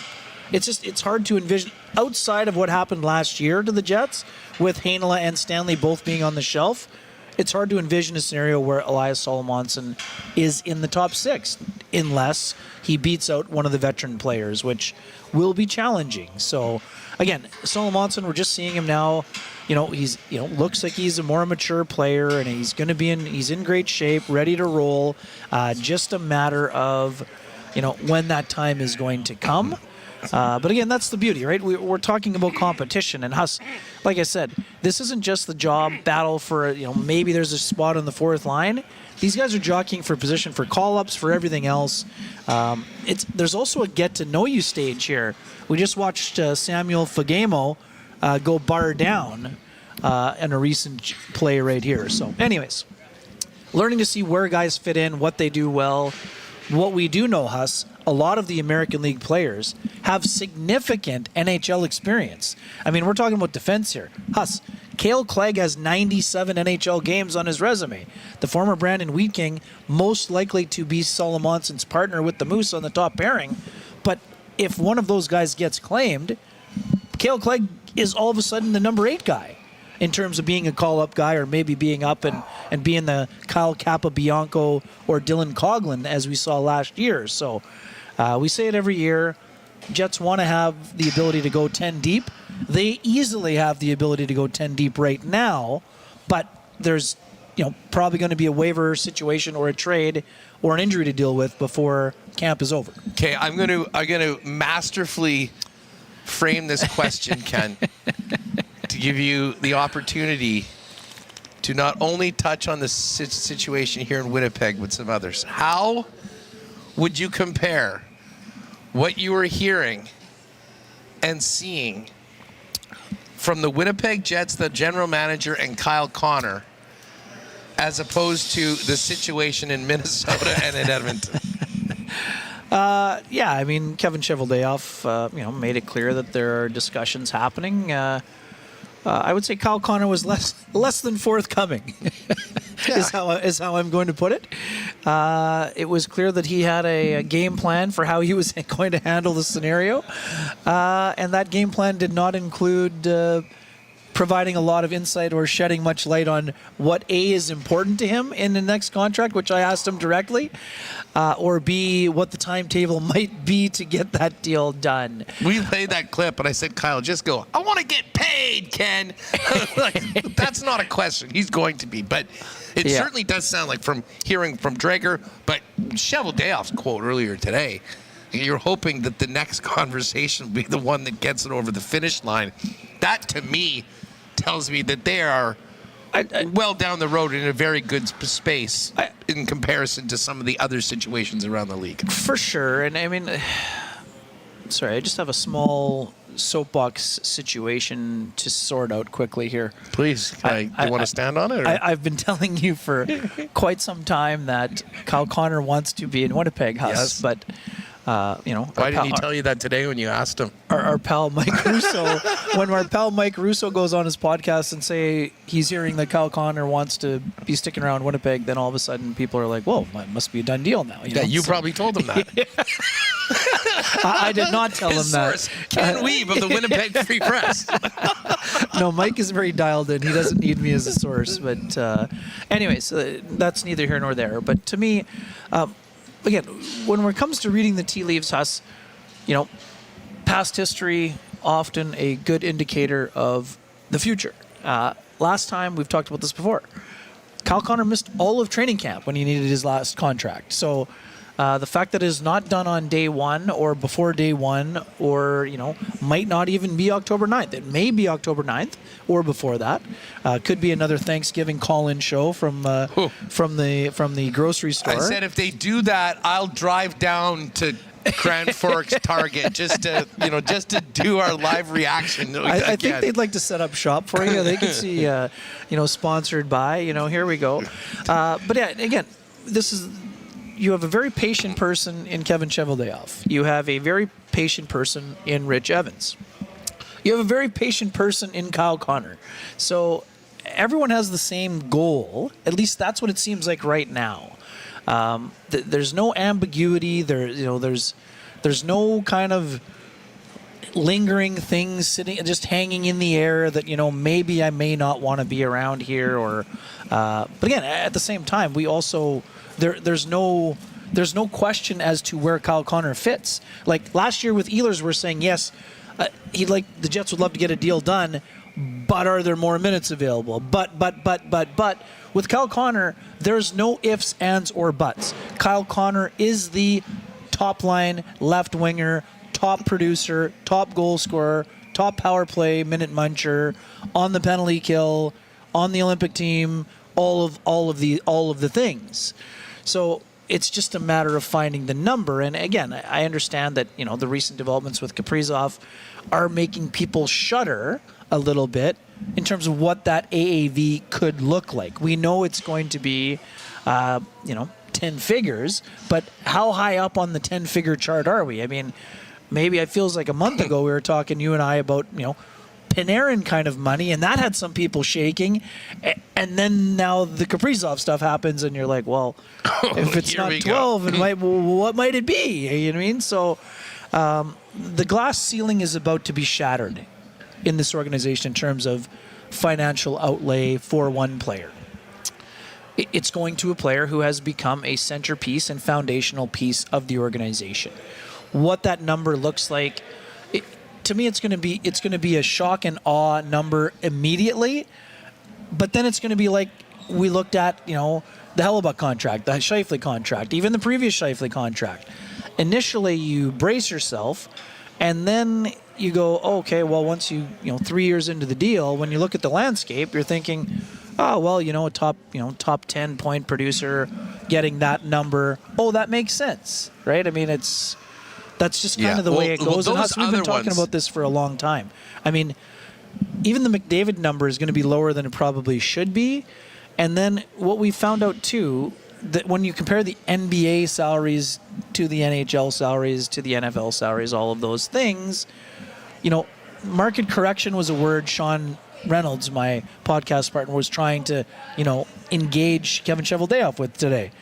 And, they're just trying to figure it out on the fly, basically, was the answer. And I mean, that everyone knows that there's a process, but who wants to be first, who's going to be first, what's the number going to look like. And again, no player wants to leave money on the table, but how do you know if you're leaving money on the table until the market gets established or reestablished, right?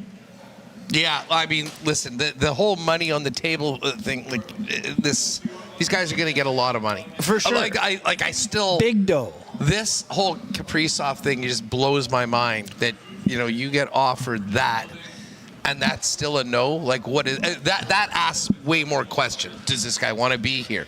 Does he want to be there long term? Maybe it doesn't necessarily mean he doesn't want to be there, but does he want to be there for 8 more years? Does he want to be there next year? Does he want to be there for 8 more years? Yeah. Well, listen, guys like that, you'd be a moron not to sign a long-term deal. Like, you can get traded, you can do a bunch of those things. But, for sure. I mean, there's an element of, when guys are signing at this point in their career, approaching 30 years old, like, you're not getting the 8-year deal at 34. Well, you can't even get it next year. Exactly. Another But Huss, good point. our point here, though, like, look at the way that McDavid handled the interview with Elliott and Kyle. Did you get the impression he was going to lock up for 8 years? I certainly didn't. Listen. I'm not even sure he's locking down for. I think he will lock down for 2 years. No term. Wasn't that? How about no term? Whoa. Wow. I mean. Oh, again, dude, the temperature in Edmonton. I mean, doing the show with those guys every day. It has gone from Alfred E. Newman, what me worry, all the way to the other side, going, we need to brace ourselves for what could be one of the darkest days in Edmonton sports history. Well, anyways, it's so interesting, and I think that Connor often gets annoyed with the media, and I get it. He's making more of an effort, and we appreciate the effort, but if he thought that was diffusing the situation, I'm not sure that was what was accomplished. I mean, again, it will be interesting to see everything unfold. And Huss, as you mentioned, I mean, Jack Eichel has become the face of the franchise for the Vegas Golden Knights. Yes, Mitch Marner's there now too, but Kelly McCrimmon signed Mitch Marner to be riding shotgun with Jack Eichel during this wide window. But obviously they're going to work as hard as they can to get there done, and I expect Jack Eichel to get a deal done. That'll be there easy also for them, right? I mean, listen, with the money they've got, like all the advantages that they have, he's going to get it done. Yeah, I mean, listen, I don't even feel like he's even in the. I mean, like, he is in the same situation because he's got 1 year left. For and he's sure, a superstar player in the league. But at the same point, they're. I'll be shocked if that doesn't get done. Let's just put it that way. Yeah, we'll be shocked. When we look at the Coolbet line, and I don't expect to be shocked. Let's just put it that way. Well, it's just funny to see what the numbers on the likelihood of Kaprizov and McDavid sticking around. Listen, we left it for the end, but today, the first day, officially, Jonathan Toews on the ice as a member of the Winnipeg Jets. I mean, I know you were paying close attention. Yep. He was out there skating with Perfetti and with Nyquist. Just thoughts on, the official beginning of resuscitating one of the great careers in NHL history in his hometown. Moving well. I've said this from the beginning, and, I know that some people have some concerns about foot speed, but I'm here to remind people that, I mean, Jonathan played in the Olympics when they were at top speed, and he's not a slow player. So I expect Jonathan to continue to get better and better as camp moves along. And my reminder to folks is that when the stakes are highest, Jonathan is at his best. So if he's not at his best in his first preseason game, I would strongly encourage folks to take a deep breath. This is someone who has played at the highest level for a very long time. The biggest thing you noticed, Huss, and you were out there, the crispness of the passing is something that you don't lose as a player. The smarts, all of those things. He's a guy who knows where to get to. He knows where to put his line mates in a better spot. And as I mentioned to you, I think last week, I'm super excited to see the hockey brain of Cole Perfetti, plugging into the JT computer, and to watch how those guys are going to interact and how they find their routes and how they, Jonathan's such a good passer. He's got great vision. So Perfetti's sneaky good shot. I think he'll probably have to maybe adapt to maybe being the trigger man now in that line, whereas before he's a pass first player also. Nyquist, super interesting. I mean, we know he's trying to have a much better year also. I liked how he was moving around out there. But again, these guys it's going to take some time to get moving.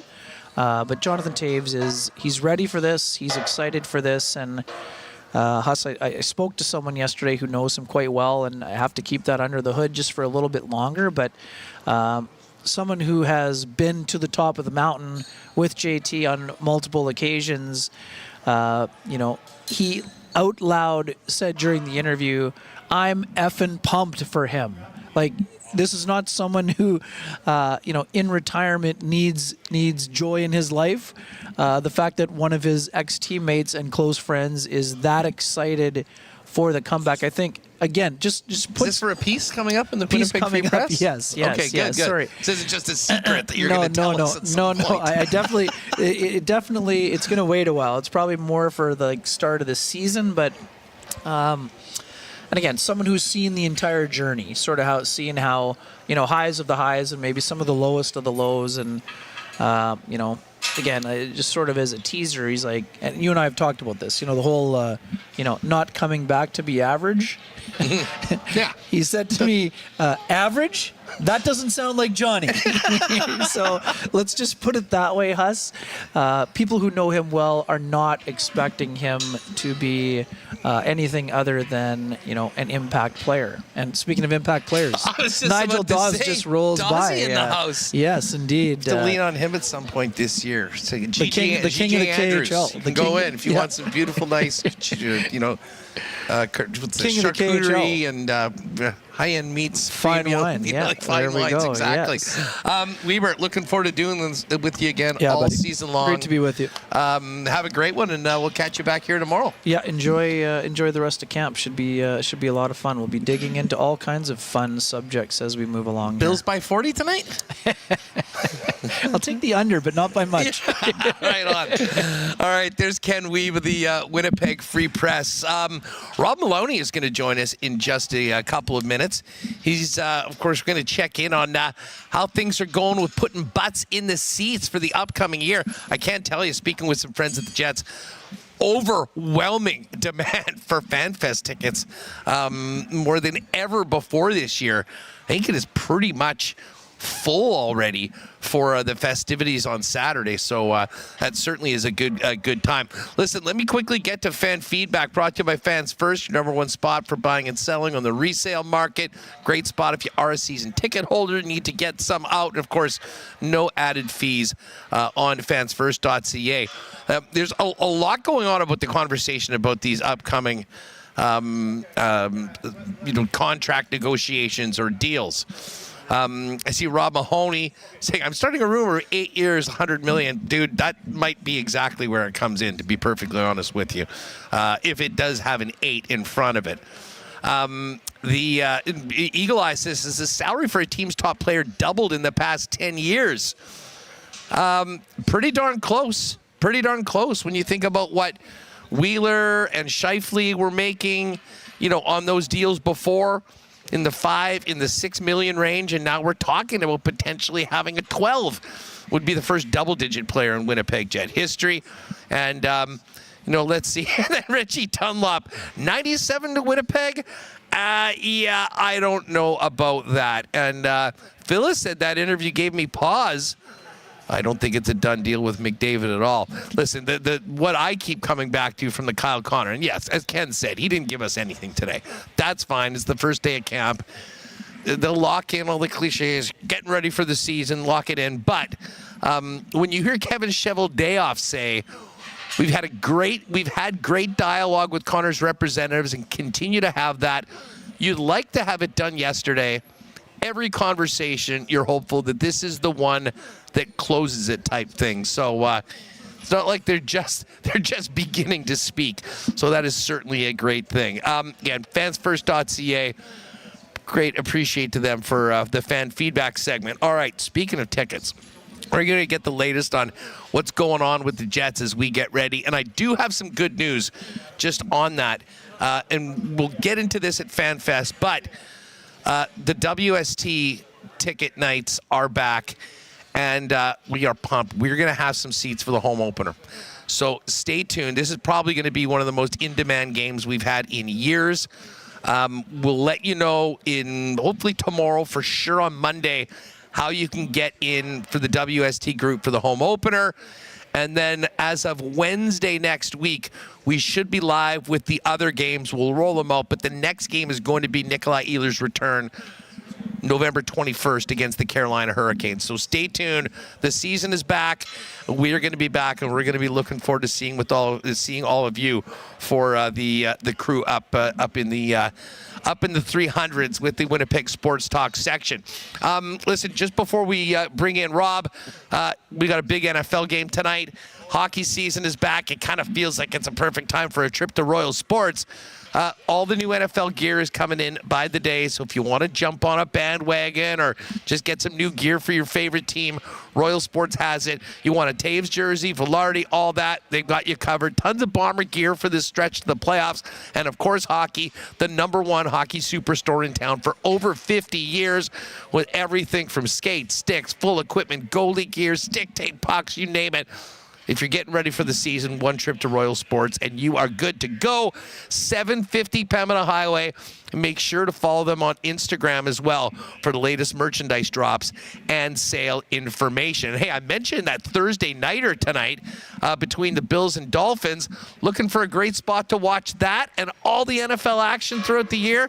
Obviously, it's your local Boston Pizza that's the best place to get together with your gang for the big game. I was in BP for Monday Night Football last week. Had a great time. A couple of the guys that I was with got to spin the wheel and won some great prizes. They've got beautiful NFL jerseys they're giving away all season long. Grand prizes, and of course, ice cold schooners, world famous BP wings. And don't forget those gourmet pizzas, as if you could. Tonight, Bills, Dolphins, Sunday, and of course, Monday Night Football all year long. And then, of course, Jets season just around the corner. No better place to get together with your gang than your local Boston Pizza. All right, just before we talk tickets and get ready for the season with Rob Mullowney, let's give a big cheers to our friends at Winnipeg's favorite local brewery, Little Brown Jug. You train day in and day out, learning new techniques, approaching new concepts, and living out the thrill of achieving your goals. Building a craft beer is no different. While you spend your hours on the ice, we spend ours here, brewing our trademark beer. Again, and again. Here's to pushing the status quo and challenging ourselves to build something memorable. 1919 by Little Brown Jug.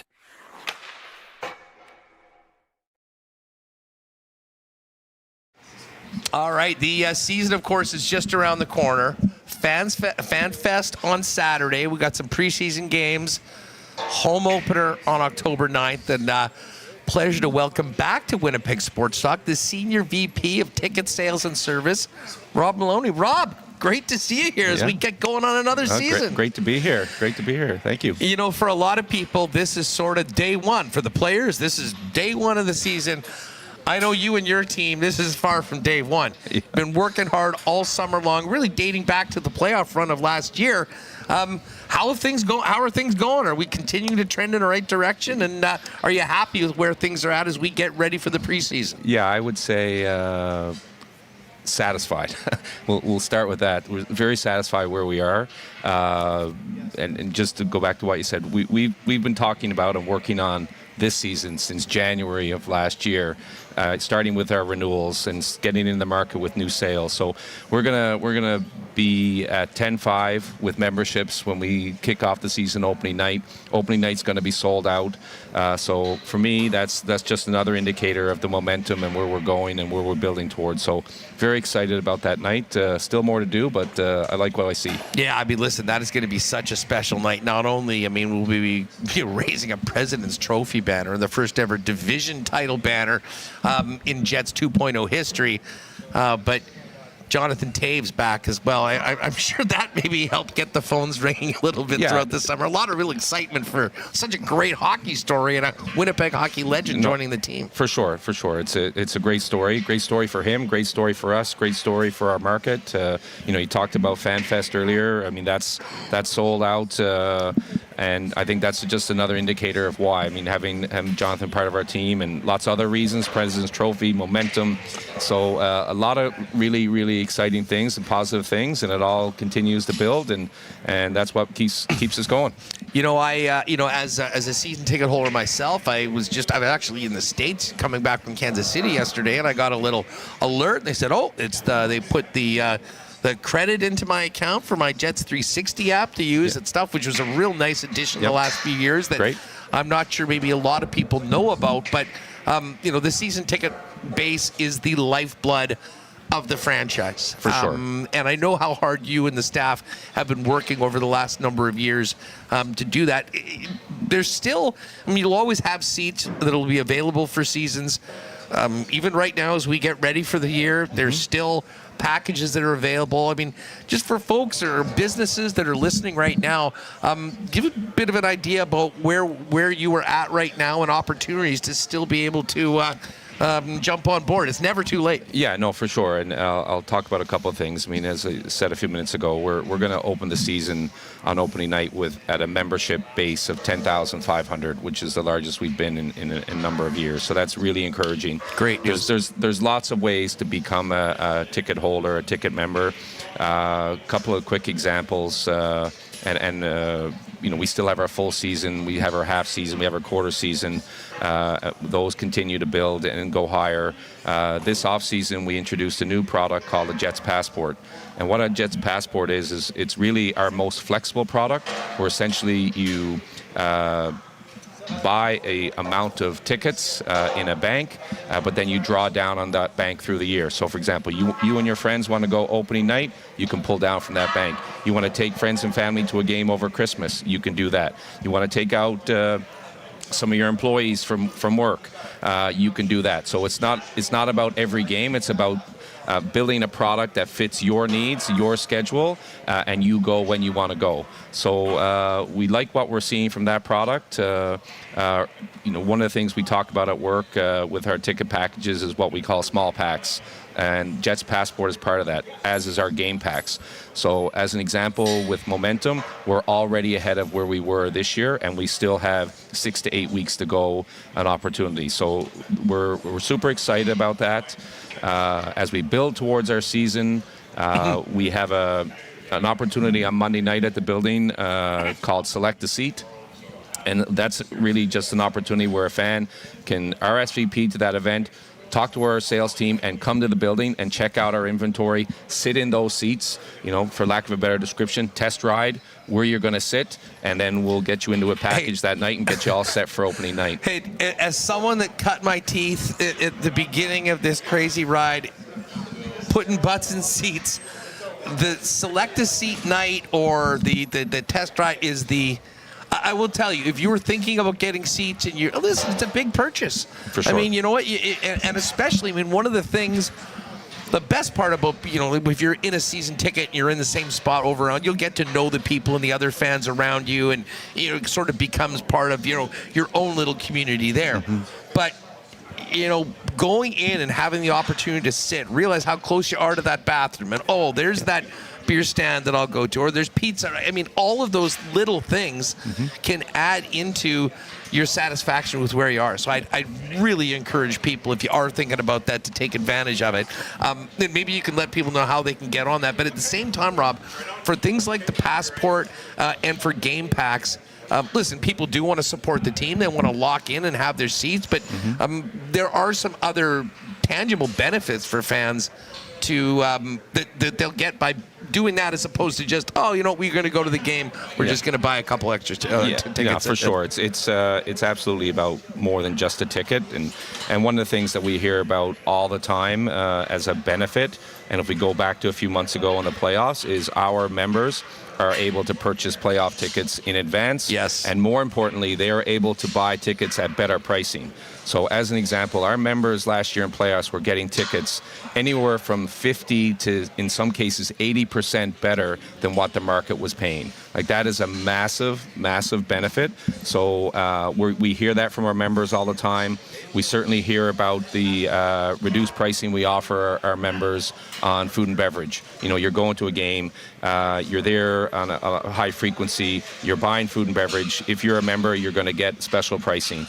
So that's again another really strong benefit to our packages. And I will tell you, and I know there's a couple different levels, but listen, if you have the ability, say you're thinking about a quarter season, if you have the ability to get together with a couple other people or get linked up and share season tickets, that $25, the 25% discount, to put it someone, I don't mind to say I'd like to have a few beers at the games.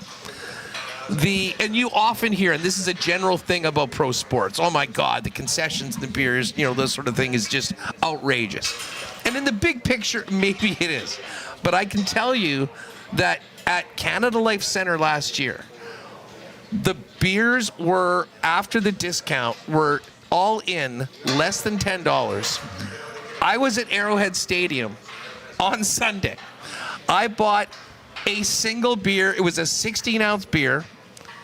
It's, it's debit only, so I had 24 Canadian on my thing. So, listen, every dollar matters, but, and whether it's just popcorn and pizza, those sort of things, I will give you guys credit. I mean, that discount it's very tangible savings, and it makes a big, big difference for people that are there all along. And that's the same thing with the seats. I mean, both for playoffs and the regular season, if you get in on these. And as I say, it's a great way to, obviously connect with the organization as well, with other unique opportunities that you guys do throughout the year for people that, are stepping up and making that commitment. Yeah, no, it's, again, it's, you and I can talk about that all day long, but these are the things, these are examples of things that our members are telling us what they value and why they enjoy being members with us. So, we're pleased with where we are. Satisfied, I think, was my word earlier.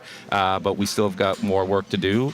We're super excited about the start of the season. We talked about opening night, celebrating a little bit of what occurred in the past. President's Trophy championship team.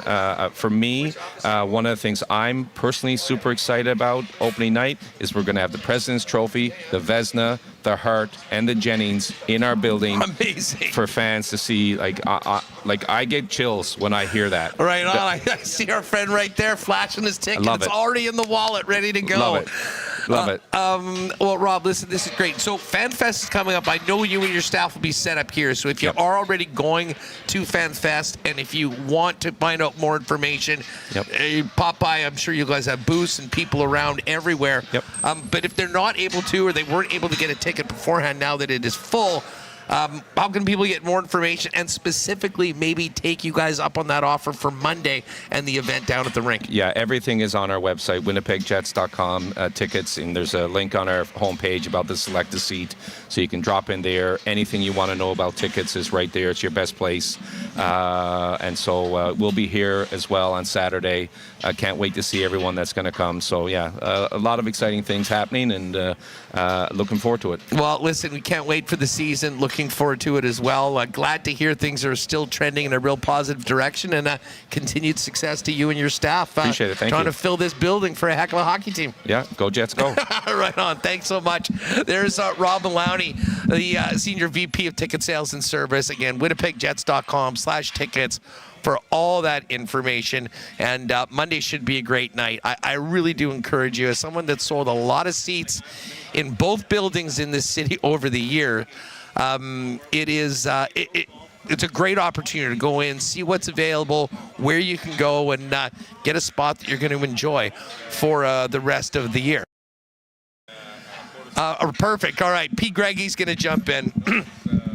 We've got a couple things. Hey, do want to mention, though, how did you, Remis, put your mic on there for a minute. How did you do with the Downs last night? I went over. I didn't have any winners. How did you do? Yeah. You have a big one? No, I didn't. I don't have any good news. I don't have any good news on that. Remo had a big one the day before, so I think I had that, 119 winner. You had an 80, so yeah, we're probably within $50. But the reason I bring that up is that we are not done yet because the live racing season is going into October.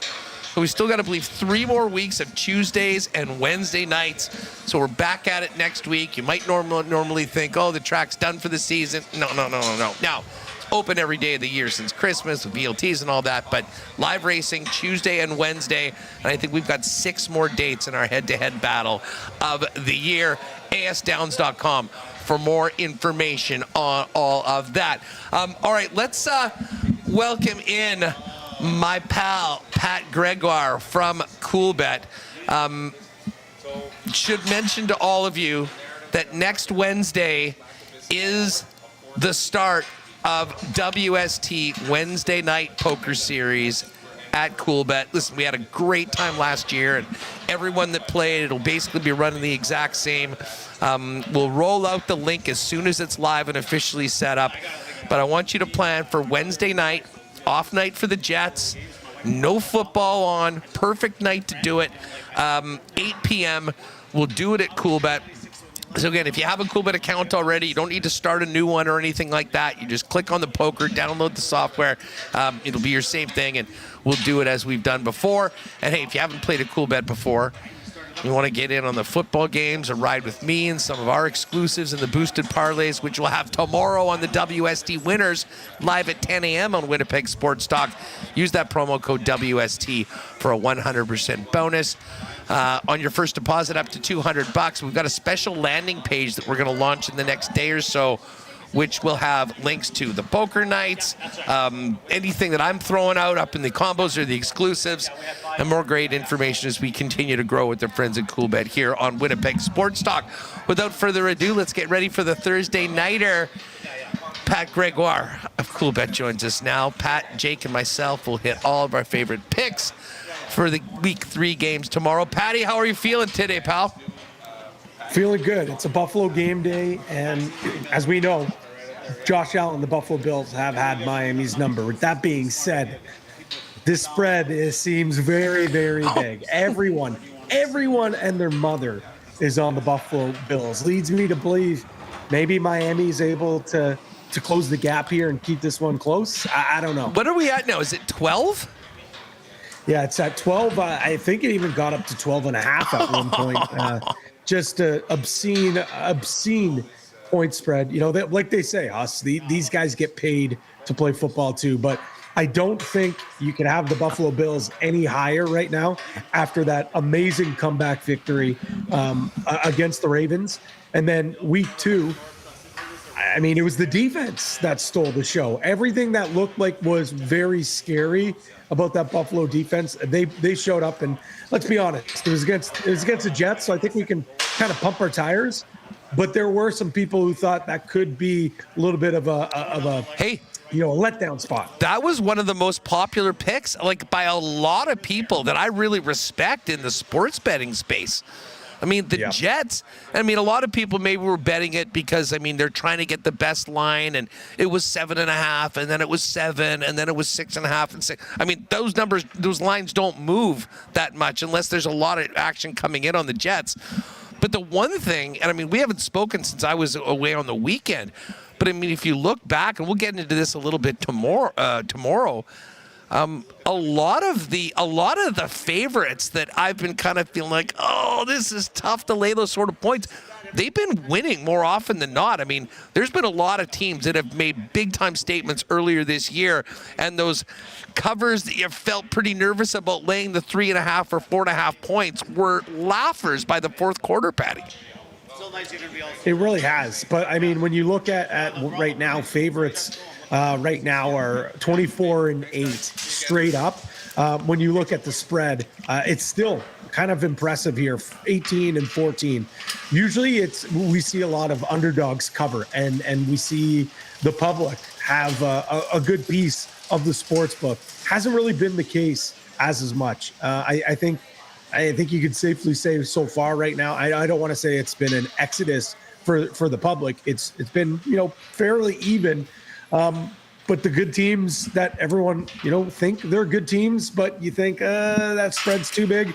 I think there is a clear gap between the top dogs, the solid teams that could be contenders, and then I don't even want to say bottom feeders. Like, I feel like there's such a big gap of teams that are just not very good in the NFL right now.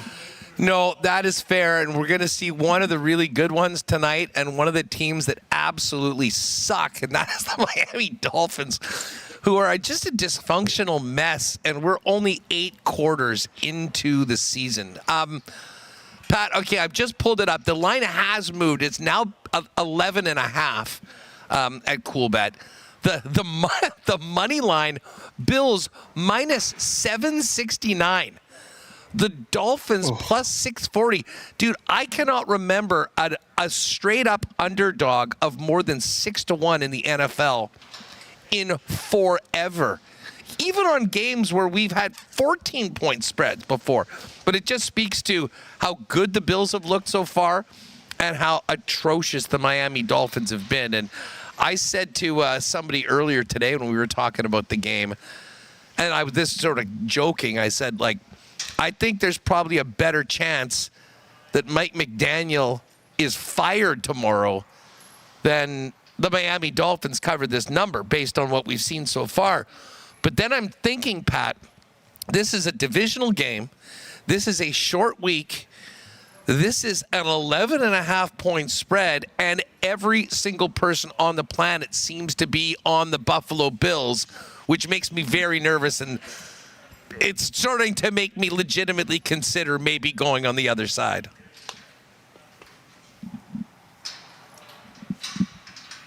Pat, you there? Can you hear me? His internet's in the red here, so I'm not sure. We may have lost it. We'll try and find out what the Miami. Yeah, I can. He just got into the red. He just got into the red. I can try to help it, but... Yeah, sure. We'll check this out. Let me just quickly take a look at some of these lines while we try and get Patty back in here. But, I mean, I don't know. I mean, there's not anything that tells me that Miami's going to win this game or really be close based on what we've seen so far. But, I mean, do the Bills take it easy? All-star Dave Manook, the lifeblood, the heart and soul of a legal curve rolling through. Looking forward to seeing the boys here on Saturday morning. I mean, it is a big, big number. These are division titles. I mean, I'll tell you, one thing that I do love tonight is props on Dalton Kincaid. And his receiving total is over 28.5 is minus 169. Over 33.5, that has gone up. I did get it at 31 earlier. But, and, I was looking at fantasy points. Shout out to our buddy Thomas Tipple. And they have him in around close to 40 expected yards.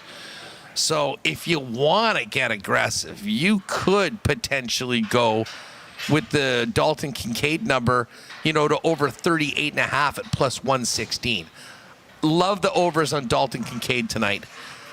Don't mind a TD scorer pop on him. We've got Kincaid to score a touchdown plus 271. Don't mind that. Now, James Cook, who I think is going to be a big-time player tonight. He's had a great start to the season.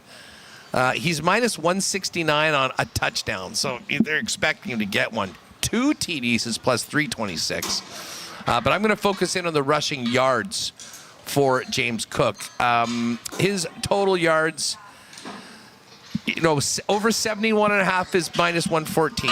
You can get plus money on over 76.5 and plus 137 on over 81.5. So that's kind of what we're thinking. I love the overs on James Cook, and I love the overs on Dalton Kincaid. I think we're just about to. I think we've got Pat back in here. We're just going to reload him in here, and I'm looking forward to see. He is a Bills guy. So he will have some good insight and good takes on the Bills. Quick update on what's going on with the CFL. By the way, thanks again for Connor doing a hell of a job popping in and rolling in with Hammer on CFL 110. I'll be back on that on next Tuesday. The Alouettes are 7-point favorites in Toronto. No Arbuckle, no Kelly for the Argos. BC are 5-point underdogs in Calgary. First matchup of these teams. And, of course, this is VA going up against his old team. Calgary -5 in the revenge game. Bombers are 2.5-point underdogs right now in Ottawa for the game on Saturday afternoon. And then the Hamilton Tiger Cats are 5.5-point favorites against the Edmonton Elks. I'll be leaning on the Elks at +5.5.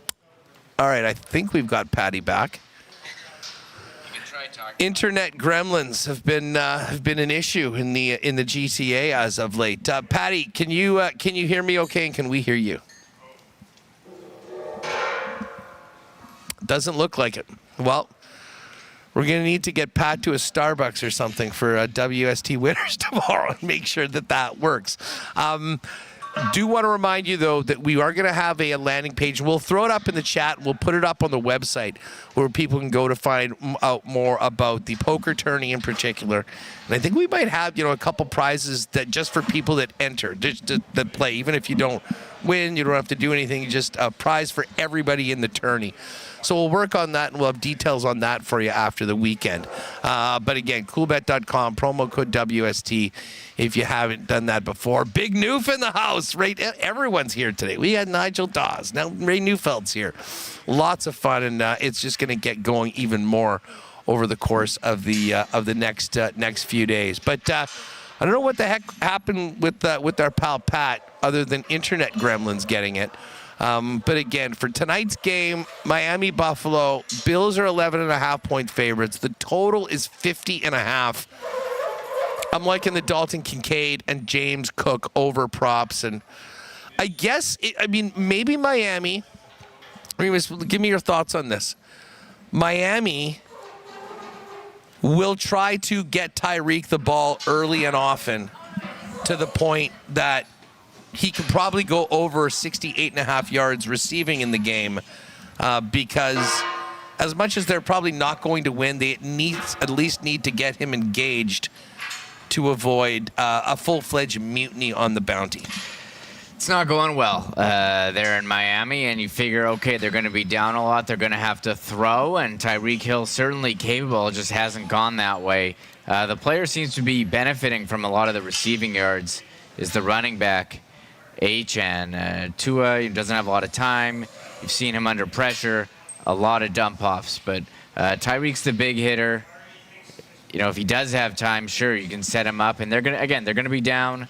They're going to be throwing.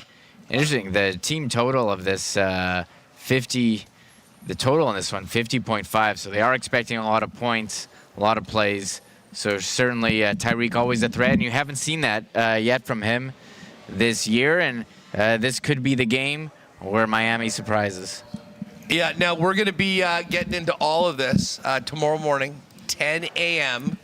I'm looking forward to Mr. Rabchak's latest on the Niners, who gutted one out without their starting quarterback. And guess who is here right now, looking resplendent in his WST hoodie after first day of training camp as a full-time WSTer. How was it? Look at that. Yeah. Knock it off the list. I did my rookie lap around here at Hockey for All Center. No, it was... no hazing or anything. No, nothing. I got off easy. We don't do that. Exactly. Yeah, very, very good. No, it was a great day. There was a lot of storylines. It was a long day. When they came out with the training camp schedule, I figured it would be a long day with the 9 a.m. skate all the way till 1:30. Yeah, the whole three groups. Oh, yeah. 3 groups and like 2 hours between each group. It was a long day, but people with real jobs right now are going like just throwing stuff at their computer like, oh my God, it started at 9:30 and then there was a third group at 1:30. Like this just takes forever. Listen, we have to be self-aware. This is pretty fun with what we're doing right now. And tell you what, though, it was it was fun though. There was great buzz early on, and lots to do. Just I'll wrap this football conversation because I want to hit a couple other Jets things with you as we finish up. But this game tonight, if you told me that the Bills won by 40, it wouldn't shock me. No, me too. But I am legitimately nervous because I have not heard a single person anywhere even consider the Miami Dolphins covering the spread. Could you? Well, It's true. I mean, short week, divisional game. In Buffalo? Like, can the Dolphins be that bad? Like, they're relatively healthy. They've got a lot of good players. I don't know. I'm going to hit with the props. Patty sent in his props. Here they are. He loves it. Devon Chain anytime touchdown, plus 112. He's going Keon Coleman receiving yards, over 43.5. I would love this. I think in fantasy, I've got Coleman and Kincaid going. I'm sort of going to lock in on Kincaid, but I'd love it if both those came through. And he actually likes the James Cook over 11.5 receiving yards. The running back receiving yards has been a prop that we have done very well on. I went 2-0 on that last week with Connor and Etienne, and that's something that will do it. So anyways, check out Coolbet. Bunch of the exclusives as well. There'll be some good ones for the NFL. It's just if anything looks good. James Cook to score a touchdown, boosted to even money. That's minus 169. So breaking news: if you're gonna get if you want a James Cook touchdown, go to the exclusives as opposed to just betting it on the game. James Cook 70+ rushing yards and anytime touchdown, and Bills minus 10.5 plus 350. Oh, I don't mind that. Two 225 passing yards, 2 TDs, and Dolphins plus 11.5. And Tyreek Hill, 60+ receiving yards and anytime touchdown, and Dolphins to cover 12.5, 6-1. Anyway, some interesting daily exclusives in the exclusives, and of course the combo cards. Combo cards is where we'll be cranking up everything tomorrow for our WST winners before we are ripped back down here for more of training camp. How are you feeling about the start of the Niners so far? Oh, I feel great. I feel like we're playing with house money now. Are you a Mac Jones guy now? Well, I mean, he's the starter for my favorite team. I guess as much as I can be. No, it's another guy, another undrafted free agent. Curtis Work actually was put on the non-football injury list. And I know that because 3 Down Nation was reporting it because he's Canadian, of course. So what do we know? So he's not on the roster. He's on the Niners injured list, non-football injured list. So he's still with the 49ers, but he's not playing. He's not an option. Dirt biking or something? I guess. Anyways, non-football injury. Yeah. So I don't know what happened there, but anyways, the Niners. I mean, anytime you can win on the road, I know the Saints suck, and they had Coolbet had the prop at the start of the year that the Saints would have the most losses in the league, and I liked that bet. And I know the Saints are bad, but to win on the road with Mac Jones, I think I'll take that 100 times out of 100. So your backup quarterback goes on the road, and without Kittle, and Brock Purdy, they just announced is practicing for a second straight day, so it might just be a 1-game absence for Purdy. Even if Mac Jones gets the start and the Niners win or lose, still being 2-1 is a pretty good spot to be in. So not quite on the full Niners propaganda train with Mac Jones at the helm, but if Brock Purdy's back, I like their odds against the Cardinals. You know, they're 3-point favorites against the Cardinals. I mean, that's, I think, a Mac Jones line, not a Brock Purdy line. You think so? The Cardinals are 2-0 as well. Yeah, but I don't know. People don't really respect the Cardinals as I don't either. Fully healthy. Yeah.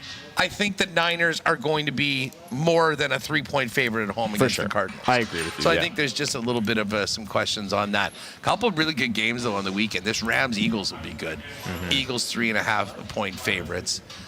Cowboys and Bears is going to be entertaining one way or the other. Yeah.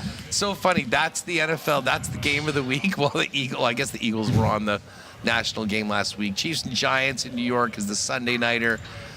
We got Packers-Browns. Packers 7.5-point favorites on the road. And a couple of the other games we'll be talking about. Jets and Buccaneers. Bucks laying almost a touchdown, 6.5. Ravens-Lions will be awesome. Yeah. That's the Monday nighter. Monday night, great Monday nighter. The following week, I think we have to go with Miami Jets. Oh. So enjoy this Monday, folks. Enjoy this Monday. Steelers-Patriots as well. And Broncos-Chargers will be a good one in the AFC West. Tomorrow, though, 10 a.m. Join us live for the picks. Maybe we'll even put together a parlay and a boosted parlay of the picks from people in the chat. Something we haven't done yet, but we could certainly add to it. But myself, Connor, and Jake and Pat will all be good to go, and we'll be making all that happen. And my Chiefs got to get a win. No, they don't. Great day. No, they don't. Great day. I got to tell you, it was like 35 degrees. Right. It was overcast. Thank God, because if it was sunny, it would have been really tough. But man, oh man, like they didn't open the gates of the parking lot because it was a late game until 11 a.m. And people were stopped like in line to get in at like midnight the night before, and basically partied and played football and barbecued outside of the lot until it opened, and then went in, and it was just an absolute zoo.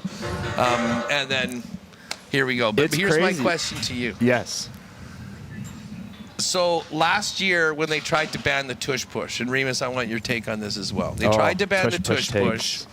Love this. And I've never been a big anti-tush push guy. I've been like, well, listen, I mean, stop them. Like, why the hell does one team do it and no one else can do it? But now that the Chiefs couldn't stop it. Yeah. Well, no, as I said, like, I wouldn't do it. They, again, this is, you come at the king, you best not miss.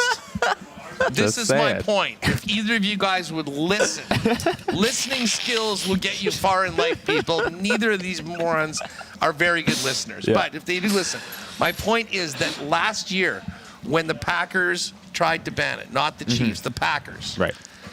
The vote in the NFL was 22 yes, 10 no. And it just missed. If they needed 75%, so 24 and 8 would have made it, okay, tush push is done. So they were 2 votes short. I turn on the television on Monday morning in the States, and every single show, and these are shows that are usually crapping on the Chiefs or looking desperately for somebody else to be the new big thing, saying and showing these plays over and over again about how over the line they were, the lack, and how difficult it is to call. I'm convinced that the 2 votes they didn't have this past offseason, I think they got them on Sunday.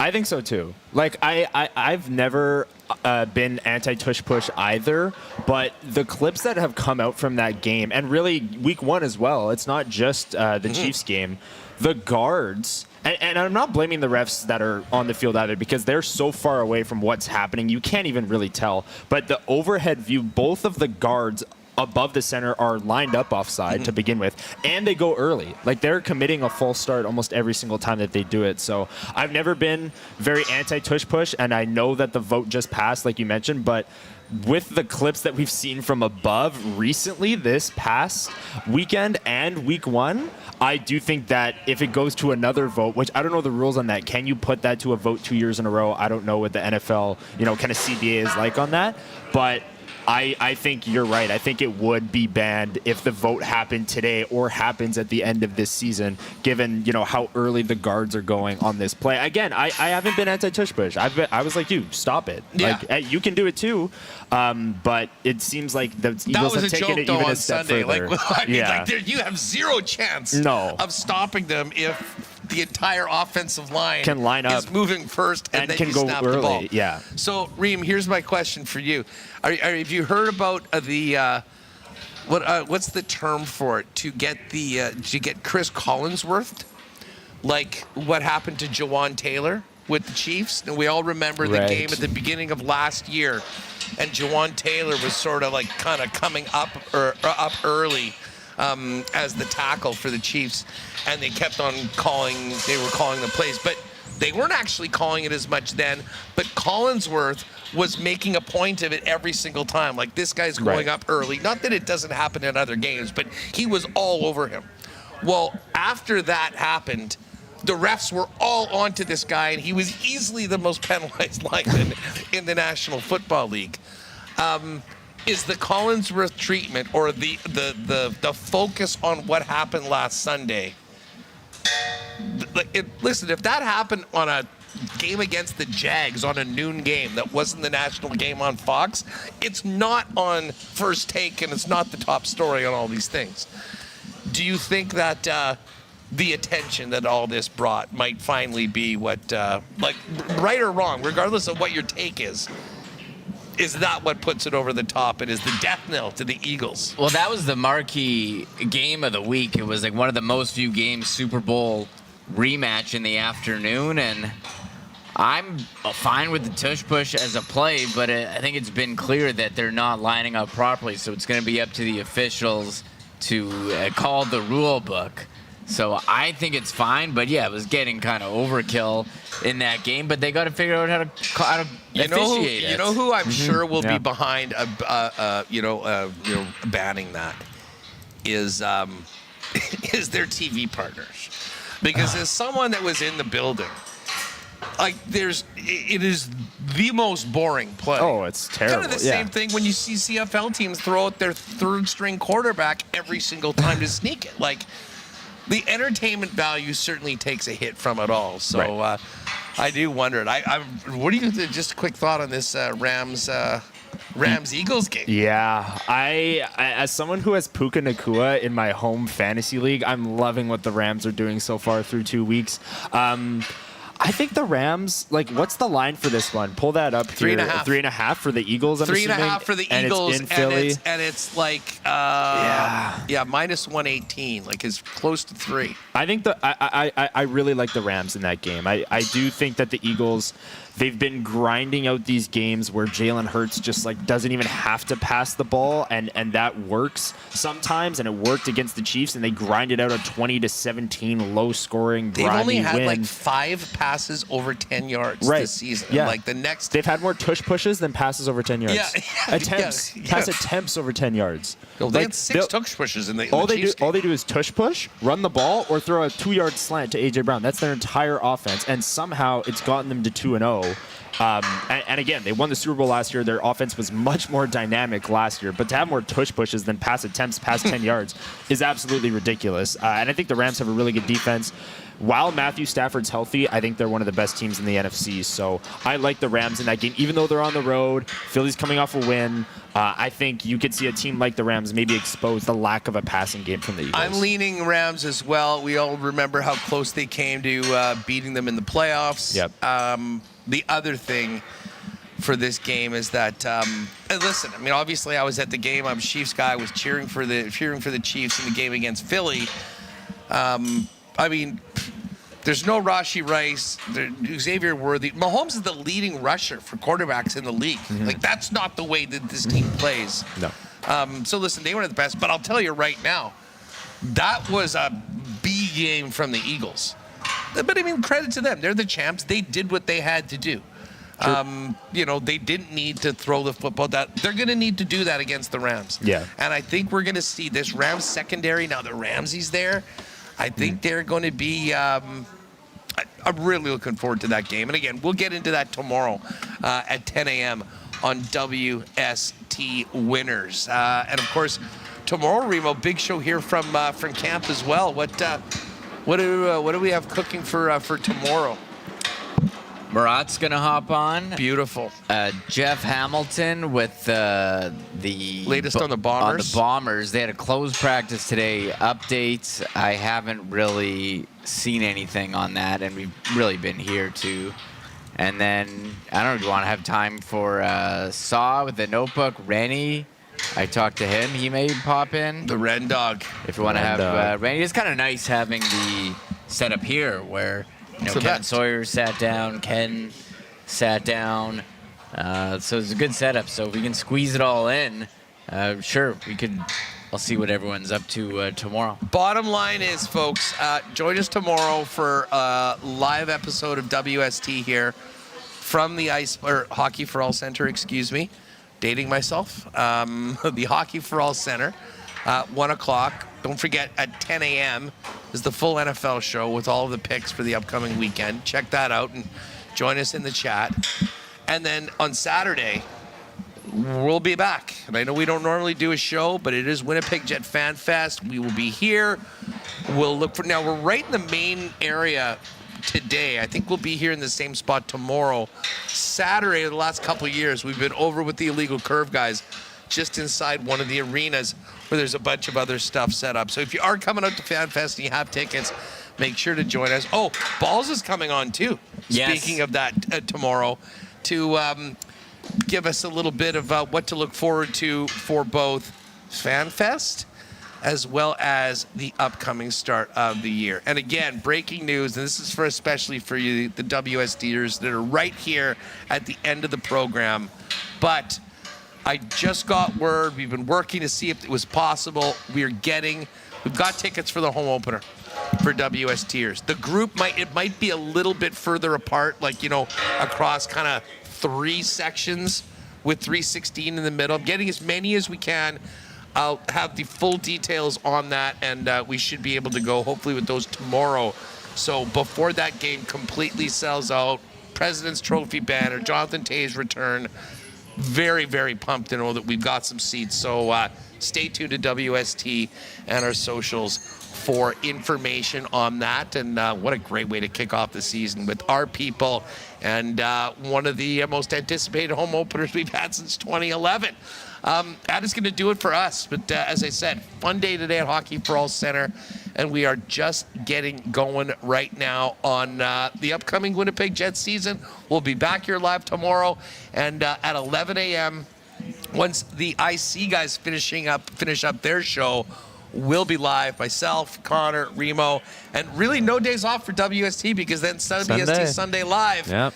You know what goes on with Connor and Liz. And Liz was around here today. I'm sure she'll be kicking around over the next couple days as well. Folks, that is going to do it for us. Thanks again to all of our sponsors. Great job with Michael Remis getting this all set up. Connor in the room. We're much like the team, not quite a well-oiled machine yet, but coming in and putting in a full day's work on the first day of training camp, and we'll do it again tomorrow. But after we do our special Coolbet WST Winners Show with our picks against the spread and everything else in Week 3 of the NFL. Murat, Hammer, possibly Rennie, more on FanFest. Pack show tomorrow, live here from the Hockey for All Center. Thanks for hanging out, and thanks to all of you for joining us today. Shout out to our sponsors and all the fans that popped by to say hi. Hopefully we'll see you over the next couple days here from Hockey for All Center on Winnipeg Sports Talk. Have a great night. We'll catch you 10 a.m. and 1 live on the YouTube channel tomorrow. Oh, my God! Oh! Shut it down! Let's go home! Thanks for tuning in to Winnipeg Sports Talk Daily. Make sure to subscribe on YouTube and your favorite podcast feed at winnipegsportstalk.com.